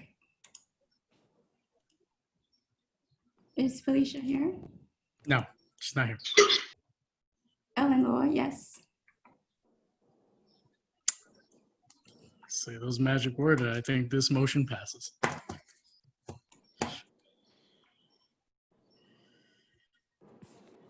All right. Thank you. I want to thank everybody on this. Thank you, Lee, for being present now and voting and for what you inputted on this resolution. Thank you so much. Okay, that means we're going back to our second agenda item, which would be district needs. I believe I emailed everybody the district needs over the weekend. Let me see if I can pull up my share screen. Just give me a quick second.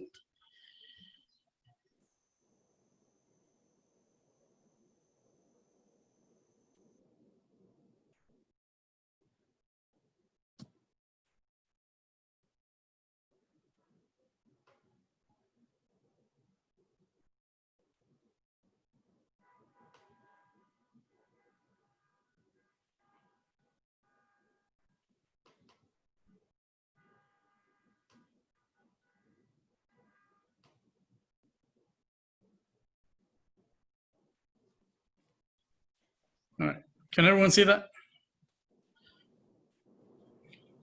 Yes.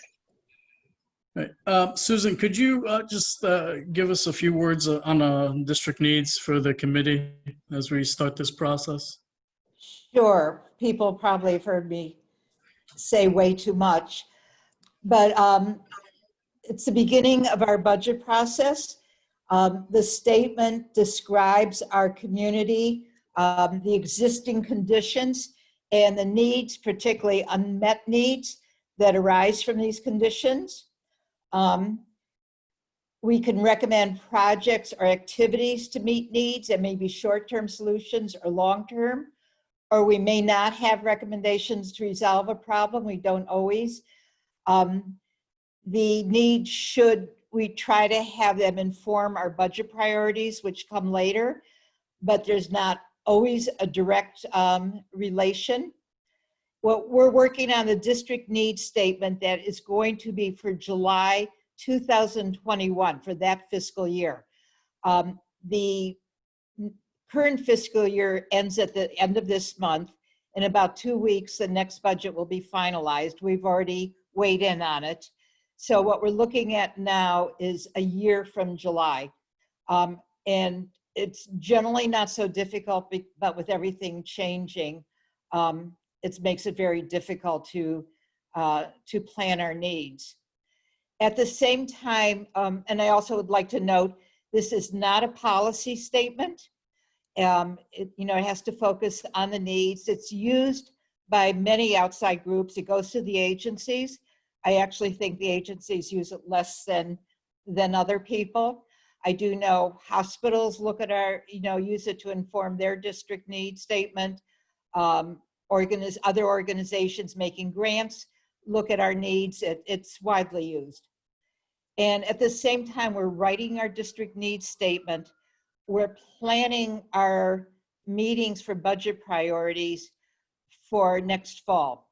So in September, the 12 Manhattan boards together, the leadership of each committee, will meet with most of the agencies. And in order to prepare for that, we send them questions now that we're going to want them to answer, and that will inform our budget needs. And I'm talking about it a little bit more in this meeting than I would with other committees, because I think we're going to want to ask a lot of questions about police programs. You know, I think when people talk about defunding the police, they're not being specific about what they want to be defunded and what they don't want to lose funding, such as maybe training. So I think it's very important to get those questions together that we will want to vote on for budget priorities. So right now we're looking at our needs, looking at, you know, you may want to scrap a lot of things from last year. When we were making our comments that you'll see, it is just comments on what is there. It's not a comment about what should be there. And we will be voting on this in October. We hope to finalize it in August, but not vote on it, but then work on our budget priorities and vote on everything together. And the reason we want to do that is in case there's some last minute information, last minute data, we will be able to include it at that time. And everything needs to be documented.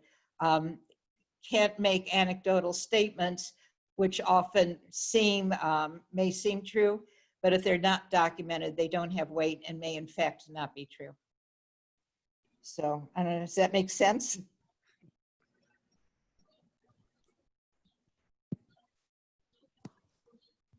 Somewhat, yeah.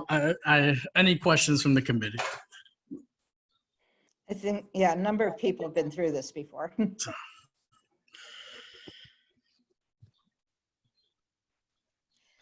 Me? Go ahead, David. I was just wondering if there's a nice way to say that we need less paramilitary equipment in the new NYPD, or a nice way to ask at the not the conference, the thing in September. Budget consult. At the budget consult, what paramilitary equipment is superfluous? You can absolutely write down, you don't have to vote on those budget questions because we're not taking a position at that time. All you need to do is list them and send them to me. So I don't know if there's a nice way to ask it. I mean, I really don't know what's out there, but I know that at least 25 years ago, about 30 years ago, I saw them bring a tank into my neighborhood to bust down the door of, well, I lived a block away, and I was horrified. And that kind of equipment is just unnecessary, and it's asking for trouble.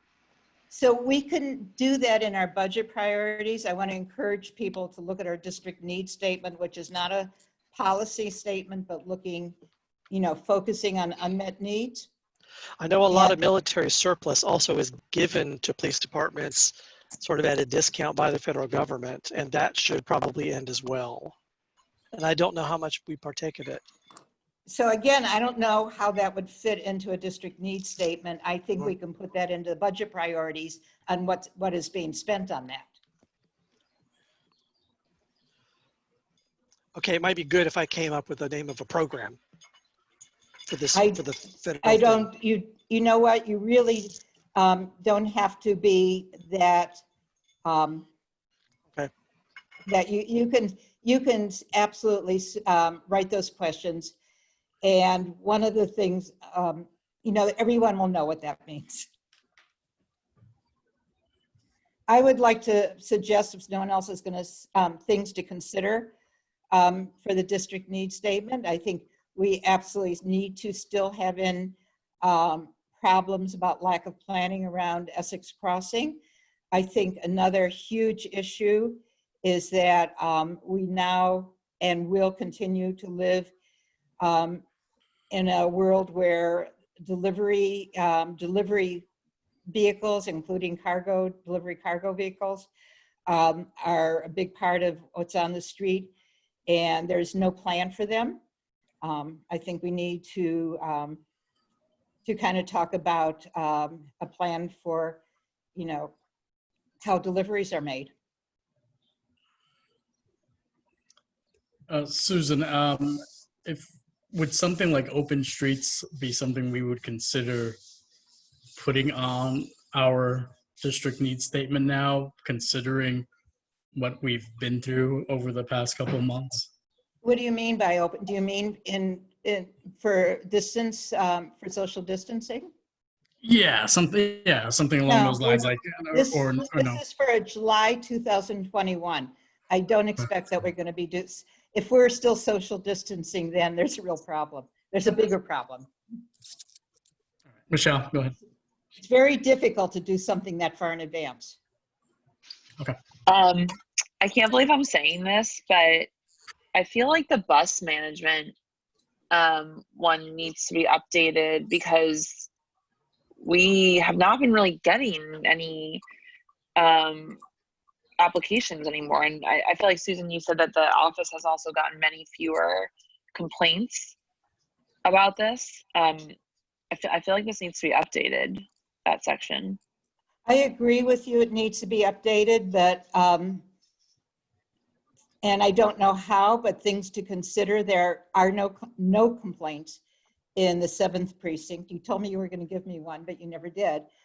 But in the 5th precinct, there are still problems. And what we were doing, but stopped with the shutdown, we were supposed to be meeting with Oath, which is a tribunal that adjudicates the summonses, to go over the summonses and see why the fines were being reduced or thrown out. It's not that the problem doesn't exist.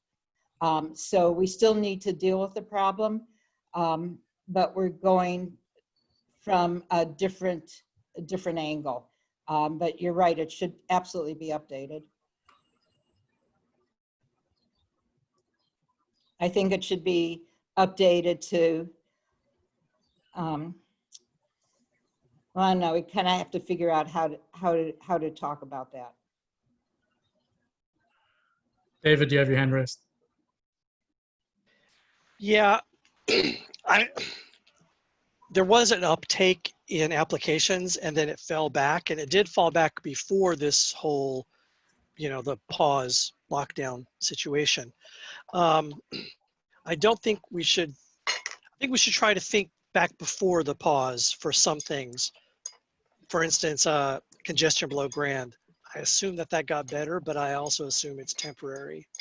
And maybe part of the bus is in the same situation. Anyway, we should update it along the lines that Susan was just saying.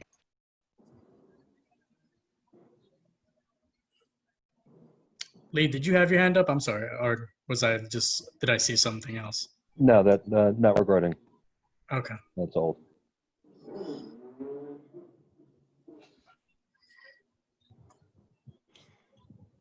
Yeah, David.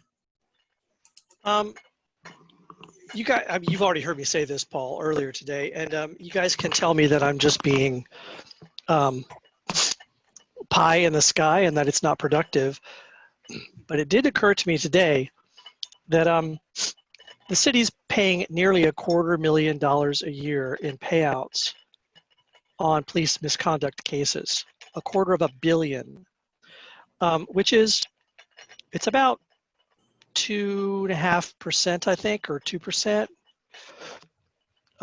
It's of the NYPD budget. Yeah, that's about what it is.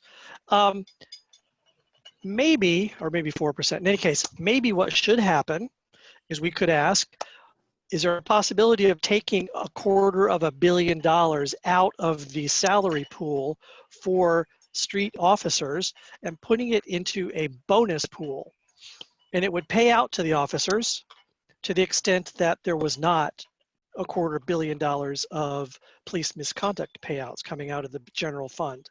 So it would be reduced by the amount of the payouts, and perhaps that would create some incentive to erase the thin blue line. They're not allowed to have bonuses. City employees are not allowed to get bonuses. Okay, so it's non-starter. I still like the idea, I though. tried for my staff once. Well, I saw a suggestion about reducing the amount that the payouts are from the pension fund. So take the payouts from the pension rather than from taxpayer dollars, less directly. So we're not focusing on what our needs are and our unmet needs for the district needs statement. You're talking about money, but in sort of a, not where it should go, but where it shouldn't go. But are you done? I would say, are you done with the needs? I think we need to put something in here in relation to public safety, because it doesn't seem like there's anything from last year, but definitely for 2021-22, especially if we just passed a resolution holding officers accountable, that we have to continue to hold agencies accountable from a public safety standpoint in our district. Unless I'm going about that the wrong way. I think we should definitely have something on public safety. I don't think it's about holding them accountable, because that's not what this is, but it's about what we need for our community to thrive. Okay. David, and then Michelle. Michelle first. Oh, Michelle, sorry. Oh, I was just gonna say, but maybe Susan kind of mentioned this, like when we were talking about the CCRB, maybe not having the, I know, I understand this is not district specific, so that's why I'm sort of asking about it, but if the CCRB is like the best civilian oversight that we have, is there something that we could say, like, given the number of incidents in our neighborhood, we suggest increasing funding to the CCRB, or would that not be? That's a budget priority. You don't increase any funding. You say what the need is here. So is there a way to shape that, or like we could shape it to like there needs to be more accountability for the police officers, like people are training, something like that? What I would do more is capacity. Well, you want to decrease the man count. That's what everybody wants to do, because de Blasio has hired loads and loads more police staff at the expense of other social service agencies. But I think what you want to do is maybe describe violent incidents, maybe do research, try and do it within Community Board 3, if not within New York City, but try and do it like the number of summonses to people of color compared to the number of summonses for white people. You need to document it and then say, you know, this is the need that we need to, this inequity. We need to deal with this inequity. Okay, that makes sense. Thank you. Yeah, so we know we need numbers to research in terms of arrests, amount of arrests, unequal amount of arrests. So we want to look at what summonses are issued for, particularly look at violence, you know, any incidents of violence. I don't know enough about it to be real specific, but that's what we need, I think, to find out.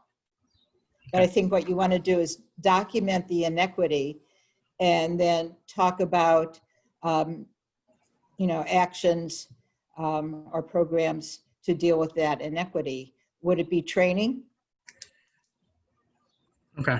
In your budget priorities, we can talk about more funding for CCRB and find out where they actually, does it come from the police line? I don't know. Okay. David, and then Lee. It may not belong in this document, which is, you know, a needs document for over a year out, but we do need a democratically accountable police force. We need mechanisms for that. We need a way for the public to be able to identify and to track police misconduct and patterns of misconduct. And things like changing policy. This is not a policy document, but somehow it is a need, but changing NYPD policies beyond this 50A, which is just going to enable policy changes.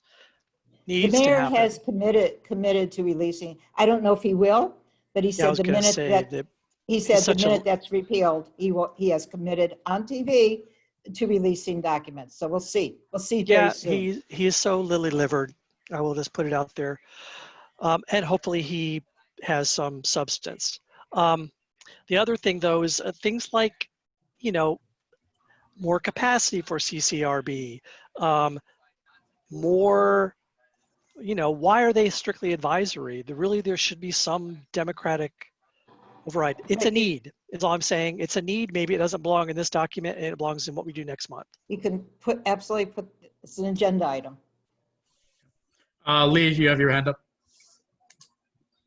Sure. Along this vein, what about, I don't know what it is exactly yet, but increasing opportunities for de-escalation training, as well as increasing conversations between the police precincts in this community and the community at large, expanding community building opportunities between PD and the communities.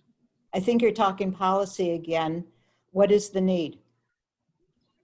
The need is, well, I think we all know whether it's funding for organizations to hold these trainings. So then you want, for budget priority, you want to ask questions about what fundings are available and through what organizations or what programs for this community engagement. Or the community, however you want to do it. So that sounds like you could easily put that into a budget question. And then that could be a priority for you to vote on. Seems like a lot more of our questions are budget priority based and almost than district need based. Well, I think that's where you're going because of recent events. Right. If you really do need, I actually asked DOT if there's any plans in place for this deliveries, and please come to the community board. There, as anyone who lives around Essex Crossing knows, there's a serious lack of planning, and you know, I think there are safety needs, you know, within Essex Crossing, safety and other needs within Essex Crossing, and you know, in devising delivery, in protecting accessibility. You know, we did a study once on accessibility. It's on our website, and you know, there is a real need in the built environment for better accessibility, and including like even buses, access to buses, not just subways. Sure. Can I just ask, what are we supposed to do tonight on district needs? That's kind of up to you, and what different committees have done different things. It sounds to me like what you're doing is kind of trying to figure out what your bullet points are, and kind of track those. And then, you know, the office certainly can help with research and, you know, doing like draft bullet points if you want to get the ideas down. I would really also love, and I do need it like this week or next week, I would also love budget priority questions. Like I say, you don't have to vote on that. You can just send them to me individually, or, you know, send them to Paul to send to me, or one of you, which would be even better. So those are the two things. It's up to you, but it sounds to me like what you're doing is coming up with ideas of what you want to explore to put in.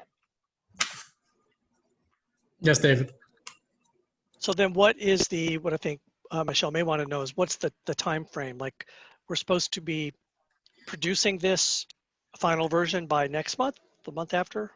No, you that was explained it to me before, Susan. Remember, I said we want to finalize it by August, but vote for it in October. But I wouldn't leave it to the last minute. So if you could come up with some ideas now, and we can give you back a draft of those ideas for your next meeting, and that would give you something more to work off of. Question, are we gonna have meetings in August? I want to double check that and just get it clear. So what we discussed at the executive committee was that it was that we might need it for the district needs, but it would be as each committee needs. Ordinarily we don't, but because we're kind of stuck in this very unusual time where it's very hard to even assess information right now, and it's like every week there's more information, more data coming out. It's very difficult. So it's up to what you need. Yeah, David. So would it be helpful if, I think if Ellen is the minute taker? If Ellen captured in minutes the themes that we are interested in having drafted in that way. And so we can make sure that the minutes reflect it accurately? Yeah, I would go over, I would just do it preferably in bullet points, since we try to do, the format for the district needs statement should be as succinct as possible, bullet points where possible, and definitely not list everything. You want to focus on the most important needs and have them stand out. Right. So But if you want to go over those and, you know, to make sure that you're all in agreement, that would be extremely helpful. So I don't know if it's possible to share the minutes that are being taken so that we can not craft the words as particularly as we would in doing a motion, but at least to make sure the ideas are captured with enough detail that Susan doesn't say, what does this mean? You know, so that Susan, so yeah, exactly. So Susan doesn't say, what does this mean? So I've been recording general statements from individuals. So they're definitely not broken down to bullets, and they're not, you know, uniform in that way, because different people have been making different statements. And so I'm not sure which ones are agreed upon and not agreed upon. So how do you want to do this? Why don't you repeat them for Ellen? Is it possible to screen share the document that you're taking notes in? Or are you not doing electronically? I can stop my share.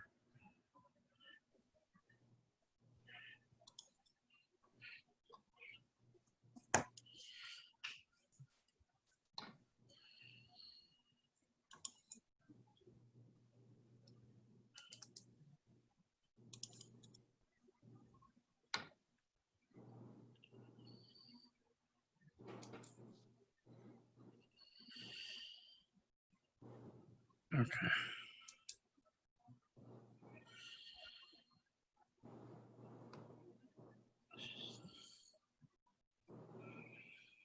Yeah, maybe if we bold the things that we actually think warrant something from the office. For instance, under Paul Rangel, don't bold open streets for social distancing concerns, but do bold the needs more public safety element.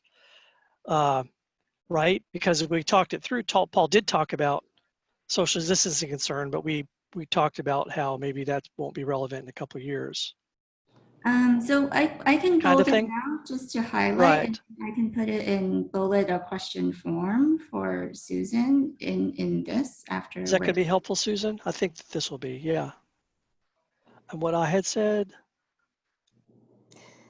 Need public safety. I mean, that in district needs, it's something okay. that Paul should come up with. Yeah, so it's please, I would like, I think it would be helpful to put NYPD, so it's not like, you know, streets that need repaving. Right. So if we can be more specific, then I can just phrase it in the way that would help Susan. Once consensus. Well, I would need arrest statistics, things of that sort within the district.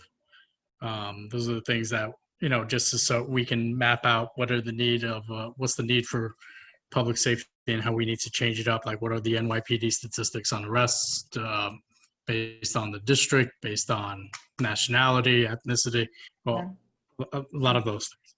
And document inequity. Inequity, yeah.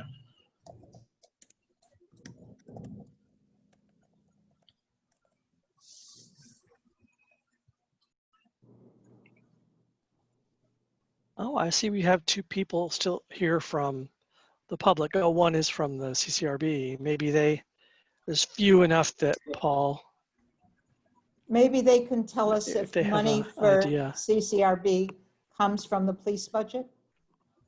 I think she's about to leave. I was about to leave. Yeah, I know. Go right ahead. You're not allowed. Actually, we're not. We're completely independent. The charter that passed, the amendment to the charter actually tied some of our budget, our budgeted head count with the head count of NYPD. But that there was a stipulation of in fiscal, with the exception of there being like a fiscal emergency, which we're in right now. So but that was a long way of saying we are not, our budget does not come from the NYPD. Where does it come from? Does it come from city council, mayor? Yeah, the same General, process for other city agencies. so it's general funds and you're funded as a separate agency. Yeah, just, yeah, typical. Okay. Thank you. And if you need any information, data, whatever, my information is for everyone. Please let me know. Thank you so much. We will be contacting you for help in inequity data. Great. Absolutely. Thank We you. have a robust policy department. Great, thank you. No problem. Thank you, Ms. Alvarez. Appreciate it. Okay, is Jason Chen from sanitation still here? I think he left. Okay, I was going to ask if he wanted to, if there's anything he felt needed from sanitation on district needs. Sanitation is also in district needs. And we usually have something on that, and we will lose sanitation in the coming year. We will lose services.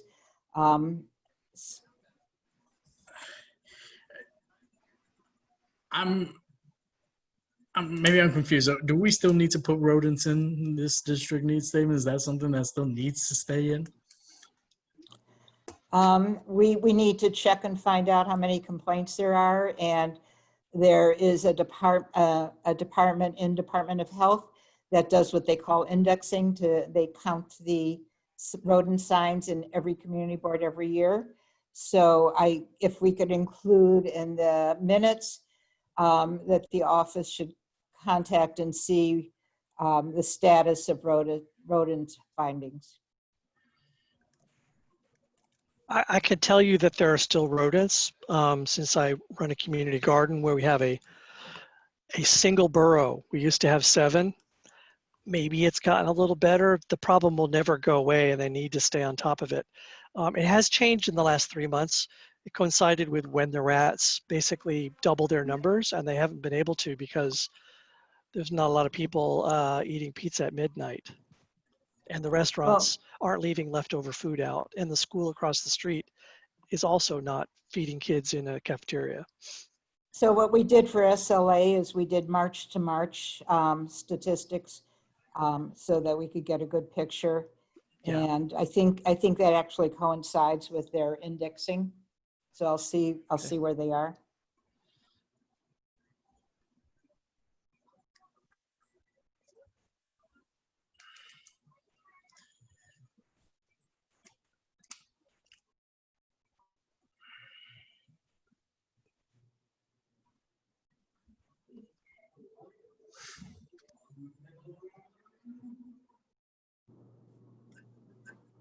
Do we need the updated stats on the bus complaints?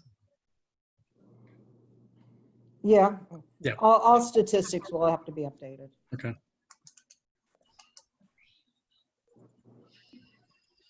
And then that will let us know whether we think they should go in or not.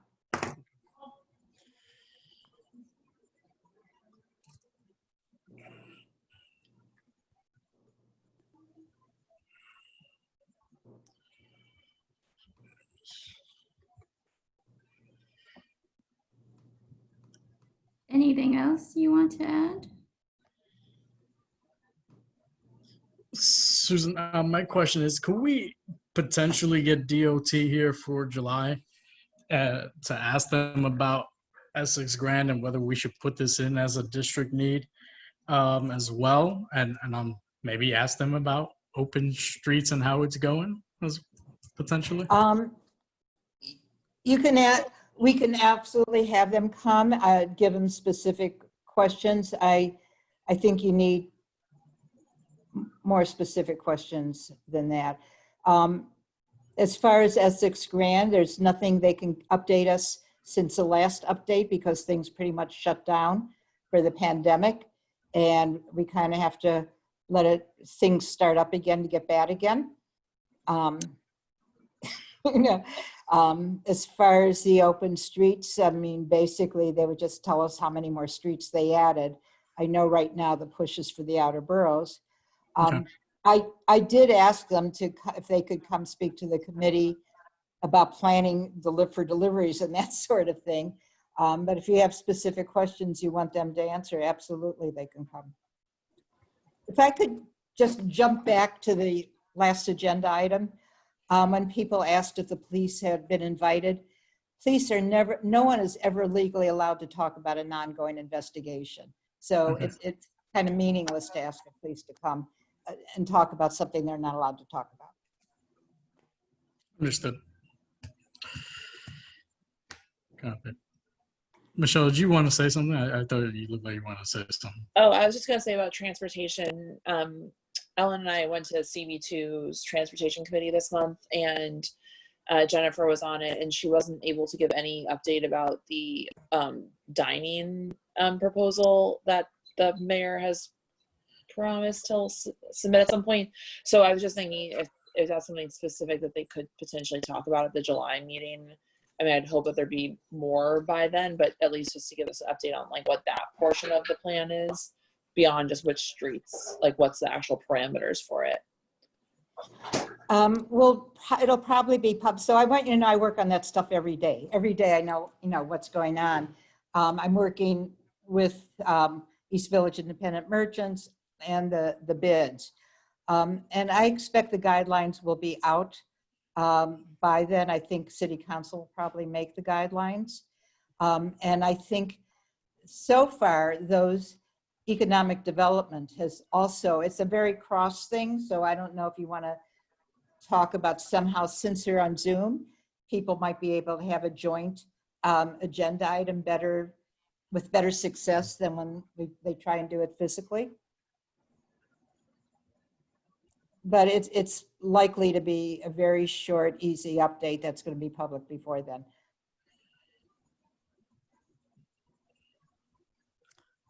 All right. I don't have any other thoughts or questions right now. Does the committee have any other thoughts or questions on district needs that we can send over? Yes, David. It's a general one, but and people have suggested a few deletions, and I'm afraid that I jumped in there and tried to squelch one of them. And maybe we should seriously reduce the section on rats, for instance, and other sections as well, and delete them. I mean, some things are missing, as Paul pointed out. We really haven't talked about public safety as a need at all in the committee before him.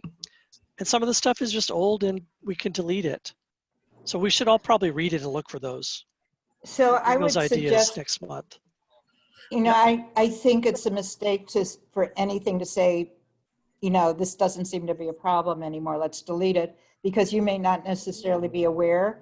And that's why I want to look at the data first and see the complaints and see the rat findings. And maybe you're right. And, but we should look at the documentation first. So ideas on what to delete. Do you think then that we should be proposing this tonight, or do you think next month would be? I'd rather know Is that tonight. pushing it? Yeah. It might be something you want us to research and have it like pending, or marked for possible delete. I agree. I didn't read it, unfortunately, with that in mind, so. It's not very long. I'm not saying that you should have read it. I'm saying that it's already pretty short and succinct, so there's not a lot that you have to consider deleting. I was pretty brutal about deleting a few years ago. Maybe I remember. helped. Yeah, no, it definitely did. So you're unlike some other committees where they wanted to list everything in the world. I don't think you have a lot to cut. I really don't. You should look at the environment. I think it doesn't say a hell of a lot. It's just a listing of things, and either get someone who knows what they're talking about to come up with a better need or get rid of that. Noise is we still have a huge problem with noise. We still have several thousand complaints a year, and we're like one of maybe 3 or 4 boards in the city that have more than 2,000 every year. So that's still a very big issue. We might be able to make it smaller, but it's still an issue. So for the rodents, we have the very specific rat indexing failure rate. So we'll look and see what it is. It goes up to spring of 2019. So we'll get one more year's worth and see what it is. Susan, my question is on the environment portion. And I'm sorry, let me just pull it up. Is there any way, and I think this may fall more under health than anything else, about how the recent pandemic has affected the environment with less people being out there and stuff like that, less destruction? I don't know if that makes much sense. I don't know in terms of that portion of the district needs statement. Well, what need are you looking at? Environment, just that environment portion. Just. But what's the need? How has the pandemic affected all of this stuff there? Overabundance of impervious land cover increases. I don't know if it's changed anything. Maybe I'm just talking to talk at this point, but I'm trying to figure it out. But so I think I'll drop it. I think the angle, which we've again discussed in exec that all committees maybe could look at, is, what are we taking away from the pandemic? Or what have we learned, or what's going to be different? And I think in your committee, you kind of have two things happening at once. You have the inequity of public safety and the inequity of the pandemic, both. And I don't know how maybe that could be part of it. But for the environment, what you're saying may be true, but is it causing a need? And is it causing an unmet need? Yeah, and there's no way to know that right now from a statistical basis. Okay. All right. David, go ahead. The environment paragraph, there's nothing untrue in that. There is also, it's not really stating needs, but we could use mitigations for things like traffic. They really should fix the situation on Canal Street. It's a terrible environmental burden on us. All the development that happens, maybe that's now winding down. I don't know. No, a couple more years. But a lot of it is sort of platitudes. The last sentence in particular, I don't know. I will say none of it's untrue, and it's not a whole lot of space there. But I would love. So your mitigations are good, but maybe we need a bullet point about mitigations for Canal Street or mitigations for this. They need to stop the problem on Canal Street, but I don't know how. Well, I mean, right now, what we have now may be all true. It doesn't say anything about a need that we need to deal with, really. It's a lot of words. If you could bullet point some mitigations or, what I did a few years ago is collapse what were bullet points into I remember smaller, just 3 sentences. It's now a 3-sentence paragraph. It's not effective. Break it out into, well, that's probably true. Could become 3 bullet points, perhaps. I don't know. But do that. Make 3 bullet points and see how that works. I'll play with it. You want someone to look at this and say, they have this need that's really important. They have this need that's really important. But the last 2 people we had to do that came up with pages, you'll recall. So you get a new chance.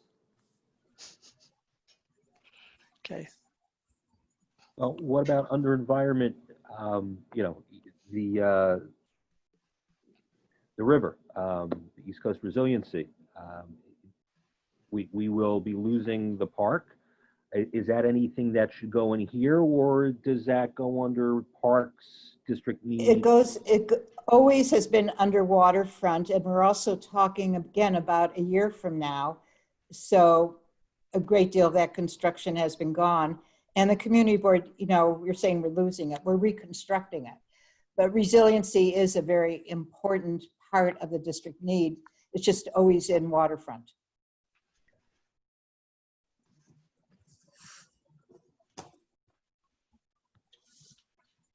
All right. I think the only thing I really had was mainly the public safety portion and really adding that back in and getting anything. I don't know if I heard anything on FDNY. Do you have anything that I think they only had budget stuff that they wanted, right? For who? FDNY Fire Department. Yeah, they, So they want to have like a district level meeting, and it comes down to, I should have said no. I let you be nice. It's come down to they need 4 stoves in 4 different precincts, firehouses. It's ridiculous. And then their other stuff, which will be programmatic, will be discussed at the Manhattan group stuff. So we're now going to have an hour meeting to talk about stoves. And in our board, unfortunately, we have so many serious needs that that stuff always falls to the end and doesn't make it. Okay. Does the committee have anything else that we want to say about district needs, at least for today? So we can send to Susan on questions in the minutes. You know, accessibility of public transportation, you made a point about that earlier. I just read the section. It's not there. Could we add a bullet? It was about the buses. Mm-hmm. It was about bus stops. And was it curb management, or used to be somewhere? There's delivery curb management, but there's bus management, but there's bus management, but that's the intercity bus permit system. So, it's the first bullet point: improve accessibility of bus stops necessary for seniors and people with disability. I think that's still true. Yes, Everything it is still in that there. Yeah. is true. I'm sorry, I was reading much further down in public transportation and didn't see it there. It's here in the first section. So it would be really helpful. I don't know if you are still going to think of more questions for budget priorities, but if you could, funnel them through one person and then send them, it would be, make sure they didn't get lost. If the committee wants to send me any budget priority questions, and I'll send them over to the office, that's fine. Yeah, and let's say a week. Is that enough to get them together a week? Yeah, if you can get them to me by next Tuesday. Okay, that would be great. Thank you. If you could get those questions, the committee wants any budget priority questions for me to send to Susan and the district office. Just send them to me by Tuesday. Just email them to me, and I'll put them all together for her. So you have, Paul, in the information I sent to you, you have the questions and answers from last year's. And I just want to explain the process a little bit. Each community board submits questions, and then the 12 boards, Manhattan boards, put them together and send each agency the compilation from the 12 boards. And so there will be what you asked, other things. Jim and I always write a lot of stuff based on what's gone on all year. I have a lot of police questions. Just last year, for instance, I had a lot of questions on the NCO program. So a lot of their new hiring has been for the NCO program. And we asked for benchmarks to show that it was both effective and financially viable for its effectiveness. And they said they were just starting to look at the benchmark. So I'm hoping this year we can get something. I have my doubts on how effective, if we look at how much it costs and how effective it is, I have my doubts about it. Okay. All right, I think we are done for today. Good. All Move right. to adjourn. There's 2 of you. Oh, wow. There's 2 Michelle's. One male and one female. I think somebody's speaking. Okay, so I am. It was a motion to adjourn. Ellen, call it up. Paul Ryan, Yes. Michelle Cooper-Smith, Yes. Steve Berman, Yes. David Crane. Yes. Felicia's not here, right? No, she's not here. Ellen Long, yes. All right, everyone. Thank you. It's a lot better than I expected. Have a great night and a good week. And yes, email me all those questions when you get a chance. Thank you. You guys take care. Thank you, Lee. Thanks. Bye.